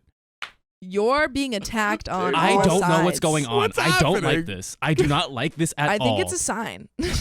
Do I don't know need to- what for. Actually, I don't want to. No, I don't. Don't like read this, into guys. it. It's reading into me. Do we have any Megans on the RSVP list for the Halloween Hold party? on, I guys. really, really hope Hold not, on. because if I Everyone's see her, quiet. I'm We're like, I gonna can't see talk right to you. now. Pause the story. We're looking. Sorry, guys. Sorry. I thought that was hilarious. I had to bring it up. damn. because That's. I mean, it is a little like it's getting creepy now. It's Like, getting a creepy. little Well, creepy. because when we were reading downstairs too, John, Yeah. it was like this girl's name is M, and I was like, you know what? Just for the funny of it, let's just name her Megan. Yeah. Yeah. So, this is too much. Guys, there's no Megans on this list. But then. Sorry about the whistle, guys. Whoop, whoop. Sorry about the whistle, Whoa. guys. But then, see, you think you're safe, right? We're gonna invite there's a no Megan. Megans here. We don't even need to invite a Megan because someone will show up if someone brings their friend name. Yeah. A plus one is gonna be Megan. Yeah. Right? They're gonna bring their Megan. And then literally Keon meets her. He's like, has a time like, oh my gosh, we were just chatting for hours. That's all these common interests. She's so cool. She's beautiful. She's awesome. Da, da, da, da. And then it's like at the end of the night, it's like 2 a.m. She's like, okay, now I finally gotta go. He's like, oh, what's your name? And then she says, Megan. Not That's what's gonna happening. happen. I'm literally gonna ask if I talk to anyone tomorrow. I'm like, "What's your name?" Even I if would it's a hope you guy, would what's your ask name? Your that. name's Megan. I can't talk to you. Yeah. I would hope that you would ask their name if you were talking to Yeah, them. if you're talking to them until 2 a.m., you gotta ask for their name. You Or first. you're gotta like, ask "Shh." for their name. Well, I mean, it's No a Halloween names. party, so I'm like, "Oh, I'm Max. Yeah. You're who? I don't know what." you don't tell people your name at Halloween I'll parties. tell them my name, obviously, I but think I always tell people my name. okay. We're just You built different. Gotta commit to the costume. Yeah, commit to the bit. All right, sorry about that side tangent, guys. Really appreciate you all for support against Megan. Woo! I was running late in the morning, and on my way towards the front door, Lucy slammed her door open. Oh. I thought that was an aggressive energy to start a conversation with, and then she basically said, I can't live like this anymore. You've been driving me crazy with all of the crap you leave around the kitchen, and your cat smells so bad and makes the house smell bad, and you never take out the trash. But with many more expletives. I was so confused. She had never once expressed any of these frustrations to me before. Who does that sound like, OP? Nobody. I was also very confused by the timing for a couple reasons. I had taken the trash out the night before. I hadn't cooked in the kitchen in months because I basically ate every meal at school or in my car, and I had moved all of the cat's litter box and stuff into my bathroom because of the letting her outside incident. I expressed these things to her, but admitted that I can take the trash out more often than I do and clean the microwave more thoroughly. I was living off microwave meals and hadn't touched the stove in forever, and pointed out that the stuff all over the kitchen was her food and plates and things. I didn't care that she had stuff out on the counters. It wasn't messy. We didn't have a ton of storage, so I figured the pile of potatoes in the corner on the counter and the stack of plates were just for convenience sake, instead of getting out the stepladder to put some stuff on the sparse top shelves. She did not like this, but I said I had to get to work and left to get in my car. I took a moment in my car to try and calm down, but I ended up crying and sitting there for a minute or two longer. And the lawyer princess says, plays the passive-aggressive roommate musical song. Yeah, exactly. She came outside and tapped on my car window to yell at me more. To paraphrase what she said, it was something like this. Wow, sorry, sarcastically. You're crying, but you've been so effing impossible to live with. You're so messy in common spaces. I know you told me that when we talked, but you also said if your roommate expressed a frustration about it, you cleaned immediately. She admitted that I said this when we first talked, and once again, I want to stress that she never told me she had any of these issues before this morning. The fridge is always full of your food, and you never made any space for me in the cabinets, and made me feel so effing unwelcome when I moved in. I wanted to tell her that I left the same amount of space open as when Megan and I shared the space, and Megan had more kitchen stuff than me, and that the day she moved in, I had just come back from cleaning out my dead grandmother's house, so I wasn't in a super cheery, welcoming mood. If she had asked me to clean out an extra shelf, it would have taken, 10 minutes? I would have done it easily if she had just asked. But I just said, I'll clean out a cabinet, and left for work. I had a panic attack in front of a couple students, and during planning period, I called my mom to make a plan. When I got home, Lucy wasn't there. I cleaned out a whole cabinet of plates and mugs and things and put it in a box that just stayed on my bedroom floor until I moved. I extensively cleaned the kitchens and living room, removed pretty much any decorations / non-essentials that showed any personality, and put them in my room. I started packing moving boxes that night. I was the most depressed I've ever been in my life, and I hated my life so much. I knew I had to just leave the second it was possible. After the school year ended, I finished packing up my boxes, and I moved out all my stuff at the end of May. So technically still had 2 months on the lease. Right. I kept paying my more than half of the rent, but drove for 3 days across the country with a suitcase and my cat to my parents' house. I stayed there almost the whole summer, but because of my financial ties to the house and a slight worry that we won't get the security deposit back if I'm not there to make sure the house stays nice, I was still doing pretty bad mentally. As the summer was ending, I came back to town and texted her telling her that on the day before our move out check, I would come to do a final clean and take the box of cleaning supplies that I left. I asked when she would be moved out so I could go without being in her way, and she said around 5 p.m. You did it like no, you got to go like way before. 'cause Way before. What if it's like an absolute mess? Yes! And now you have dude. OP, OP, what are you doing? I was staying at my dad's house and had to drive 2.5 hours to get there. I arrived around 5 p.m. and she was not out of the house. In fact, it didn't look like a single box was even packed. I asked why she wasn't done yet, and she said because it's raining and her boyfriend only had a truck to move her out, and we had to check out at 9 a.m. the next morning. And I had a 2.5 hour drive, so I told her I just work around her stuff. And sorry that I can't do the final sweep. She said I wasn't allowed to open my door. What the hell? She said that since I left, my cat left behind fleas. I had gotten rid of the fleas. I will admit they're awful to deal with. There were probably some in the house when I left. Say it over here. What do you got? OP. There's probably a few fleas left when I left. OP. You're a bad roommate. You're a bad roommate. But she said she'd been vacuuming and bug bombing and trying desperately to get rid of them. There were no animals in the house for the last 2 months, so I feel like fleas should be dealt with. I don't know. Girl. Dude, I had a friend who they got fleas. It was like one of those like 4 apartment complexes, Yeah. so super small. They had like one shared, washer dryer unit, and some crazy lady with unkept, uncleaned got fleas in the washer dryer. Then it got in everyone in the apartment complex, and he said it was so insanely difficult to get rid of. Yeah. Fleas are So very hard. difficult. Yeah. Anyways, I told her I had to get home. I couldn't wait around for her to pack and move out from start to finish. It was already 5 p.m. She said, well, sorry, but it's not my fault you waited until the last possible minute to deal with this. Which is true. Yeah. This is true. Yeah. Me? I'm not the one who hasn't started packing. I moved out my stuff in May. She also said that there was furniture that Megan left behind. She had advertised the room as furnished that she was not going to deal with. I drive a really small 2-door car. I cannot fit multiple furniture pieces into it just because she decided she didn't want the stuff that had been left in her room for her to use as furniture via the agreement with Megan. Bro. I was angry, but when I get overwhelmed, I just get emotional and cry. So this is the theme of this story. So I went to sit in my car while she went to rent a U-Haul or something. I called my uncle who came over with his truck, and we just loaded all of Megan's stuff in the back in the rain and took it to Goodwill / the dump the next day based on how it fared in the rain. I wiped down and swept my room / bathroom, but her stuff was still everywhere in the common spaces. By the time I finished waiting for my uncle to arrive and then dealing with Megan's old stuff and the cleaning, it was around 11 p.m. I had to be up at 6 a.m. the next morning in order to come back to turn in my key the next day, so I left and prayed that Lucy would effectively clean when she finished getting out her stuff. This would be a good time for you to maybe call your landlord and say, hey, we need another day. Is that okay? We're having a little bit of a tough time moving everything out in a timely manner. Is that okay? Sophia, you're forgetting one very important key thing. Oh, That- doesn't communicate. That takes communicating. That takes I have communication. to talk. I Yeah. have to, I can't go. That's what I want to do. I No. just want to just make mouth movements with no noise coming out. Yeah. But instead, you're telling me I have to use my vocal cords to form words and sentences that make sense to go back and forth. I'm not going to do all that. Nope. Too hard. I can't do it. She did not. Not only did she not deep clean anything, she left behind multiple pieces of furniture and bags of trash. We did not get back our security deposit. The whole thing? Oh, dude. We also owed money after that because they had to hire people to haul away stuff, deep clean, and repaint because of how much she smoked in the house and to get rid of the fleas. I admitted that the fleas could have been my bad.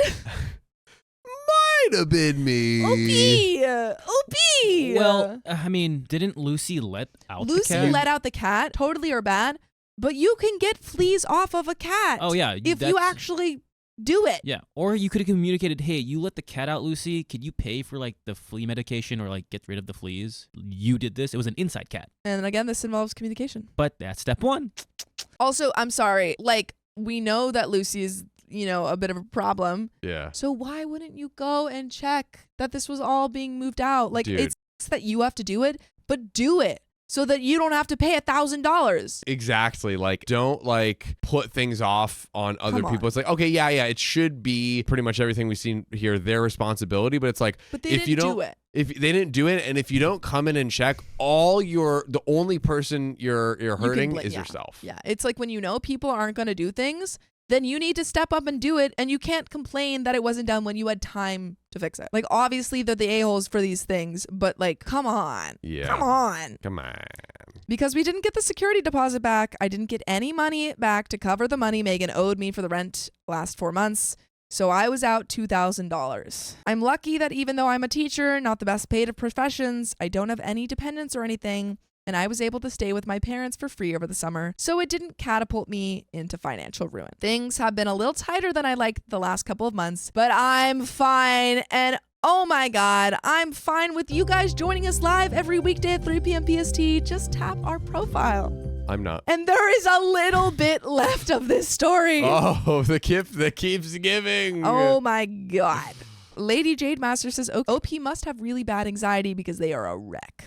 Yeah, indeed. Lori says OP, the fleas were your problem. Yep. Man, oh man. I literally OP made so many mistakes in the story. So many mistakes. I was gonna say, well, it's funny when John's not there. I think everyone here is just Everyone little here stinky sucks. butthole. No, everyone here sucks. Yeah. But the only reason I'm riding on OP is because it's from their perspective. Yeah, they're the only person we can talk to. Yeah, the only person we can talk to, and the person who has consistently kind of made it seem like nothing is their fault. Yeah. Like, obviously, Lisa and Megan for different reasons, but OP is the one here who's standing in front of us and being like, it's their fault. I did nothing wrong. How could they do that to me? And yet over and over just. And mistakes. in Megan's defense, Megan did say okay, hey, I was the one to do this, so let me try to find someone. Let me do this.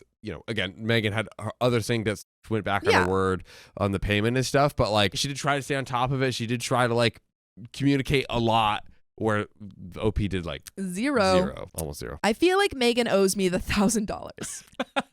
Come on. Girl, I feel like she doesn't. I don't like Megan, but I feel like she doesn't. Also, once again, OP is making a decision. If she's gonna start coming after Megan for the $1,000, Should have done that way sooner. should have done it way sooner. And I feel like you're only setting yourself up for more headaches and frustration. The same way you could have gone in earlier to clean. Headaches and frustration. You could have been involved in the roommate finding process. Headaches and OP just keeps So many putting times. herself in these situations where she. If you wanted Megan to pay the $300 a month, say, hey, no, you still need to pay for that because you undercharged the room. Come on. My Come favorite on. thing is OP just keeps pointing the finger at everyone. Yes. It's like, they did it. They did it. She's not taking I any guess the fleas were responsibility. my bad, but they still did it. Yes, nothing is OP's fault. It's the fleas' fault. It's the fleas' Yeah. fault. It's not my fault. It's the cat's fault, No. which is Megan's fault. So it's ultimately Megan's fault. Put a finger at a mirror. Mm-hmm. Gotcha. My family and friends say she should pay the other $1,000 of the security deposit because she was the one who vetted Lucy. I think the story broke Sophia. It did. I hate this person. And swore she's a responsible and nice roommate. Okay, just real quick. You can never tell if someone's actually a responsible and nice person unless you live with them. What? Again, I don't like Megan. She is an a-hole. But Megan cannot tell whether or not this person is a good roommate from a couple interactions. That's just how living with anyone that you don't know or even that you do know is a risk. You can't guarantee me that this person will be perfect, even though you just met them a few days ago and talked to them for an hour. Yeah. You can't give me 1,000% guarantee. Come on. Huh? I met him on the internet. I trust it. But I just don't want to deal with it anymore. I know that she would just see it the way she wants to and blame me for all of it. I know there are parts of this that I could have absolutely handled better, but at least it's over. Thank God. Thankfully, I'm now living with my cat and previously mentioned best friend in an apartment that I can afford by myself. Oh, the cat is your best friend. Oh, no. That I can afford by myself when they move out for graduate school. Oh, no. Okay. You are living with a human person. Sorry. Ah. Okay. And I'm much happier in my life than a few months ago. I can't believe I wrote this much about it, but I feel like it's an outlet to explain my side of the situation and feelings to Megan almost. I'm sure she's not on Reddit or anything, but it felt good to type it all out and hope that maybe one day she'll understand how she made me feel. Also, if I was really in the wrong in any of these situations, I would love to know. Yeah, Sophia, tell him. You were. Yeah, tell her. Yeah. In almost all of the situations. I feel like I handled it to the best of my ability and tried to be understanding, but it truly was the worst year of my life. So I might have been unable to see if my behaviors were causing any of the tension. Wow, I can't believe I wrote that much. Peace out. And that's the end of that story. That's how you ended. Peace out, Girl Scout. Peace out. See ya. Wow. Wow. So this is just 3 people I would hate to live with. 3 people I would never want to live with. Oh, so like truly, honestly, is this just the Olympic game for worst roommates, of all time? 3 of the worst roommates. I have to ask, can Yes. we rank them really quickly? Yes. Like who's the Yeah. worst? Tell me. Okay. It's tough, right? This is tough. I They're all really actually bad had for this different question earlier too. I was reasons. like, how do we rank the 3? Yeah. Like the thing is that I really hate OP. Yeah. I really hate OP. Low-key, both of them on communication, OP was absolutely the worst. Because Yes. eventually the two of them, not the best way ever, but they I think Lisa communicated and OP something. were the worst at communication. Yeah. Yeah. Megan. It was Lucy, right? Or Lisa? That was Lucy. Yeah. Lucy and Megan were the worst at communication. I feel like the only bad things that we heard about Megan, I mean, not as a person. She seemed Yeah. like she had a lot of problems as a person. Yeah. But like roommate wise, Yeah. it seems like she broke the lease, but gave a month in advance and was paying. Mm-hmm. But then later went back on that. Yes. I would say maybe. I want to put Megan in the middle. Yeah. I think Megan Megan's in number the 2? middle. I think Megan's in number 2. Megan is. So then number it's like 2. Lucy or OP in the first spot. Yeah. I have my ranking. Okay, what's Tell your us. ranking? Okay, OP's number 1. I mean, OP, you just. OP's the worst because she made me read this story. The 7,000 plus Yeah. word story. Yeah. Am I the worst? Also, we did get like little bits, nuggets and stuff about OP admitting that she was really messy. I just want like Unreliable narrator. She glossed over that, but she did not deny any of the messy allegations. I'll tell you my reasoning why, again, OP is number 1. Yes. Because OP just didn't do anything here Yeah. to like, she's like, you know what, I'm gonna be petty. I'm not gonna figure this out. She took no initiative to find a roommate really Yeah. until the very end where she's like stressing herself out. Like Megan had her thing and Megan's sure, but OP was the constant denominator of just like, you're doing this to yourself. Yeah. You're shooting yourself in the foot. Someone said in the comments, you're shooting yourself in the foot. Yeah. I So- think in terms of maybe worst roommate, just in general, like, you know, if I were just experiencing them in the wild, it would be Lucy, Megan, OP in that order. But in terms of whom I hated, it's OP, Megan, Lucy. Yeah, I feel like it seemed like Lucy was like more annoying to like actually live with day to day, which is frustrating. But then I really hate like, and again, I get it, but like I do hate like Megan just like leaving OP to like. That's why I think she's just second for me. I think They're all I'm bad. I think I'm OP, Megan, Lucy. Yeah. They're kind of tied though. Megan and Lucy are tied because like abandoning you is suck, and then living with the person that sucks. Sucks. There we go. But that's But there it. you have it. That's the end of that story. That's the end. Is our food I think here? Sophia's broken. We're Do gonna. I get a little bean break? We're about to see. But how about we sign off? Yes. The good people, guys. Give the good people what they want. If you love us, make sure to subscribe. We love you. And see you tomorrow. Woo!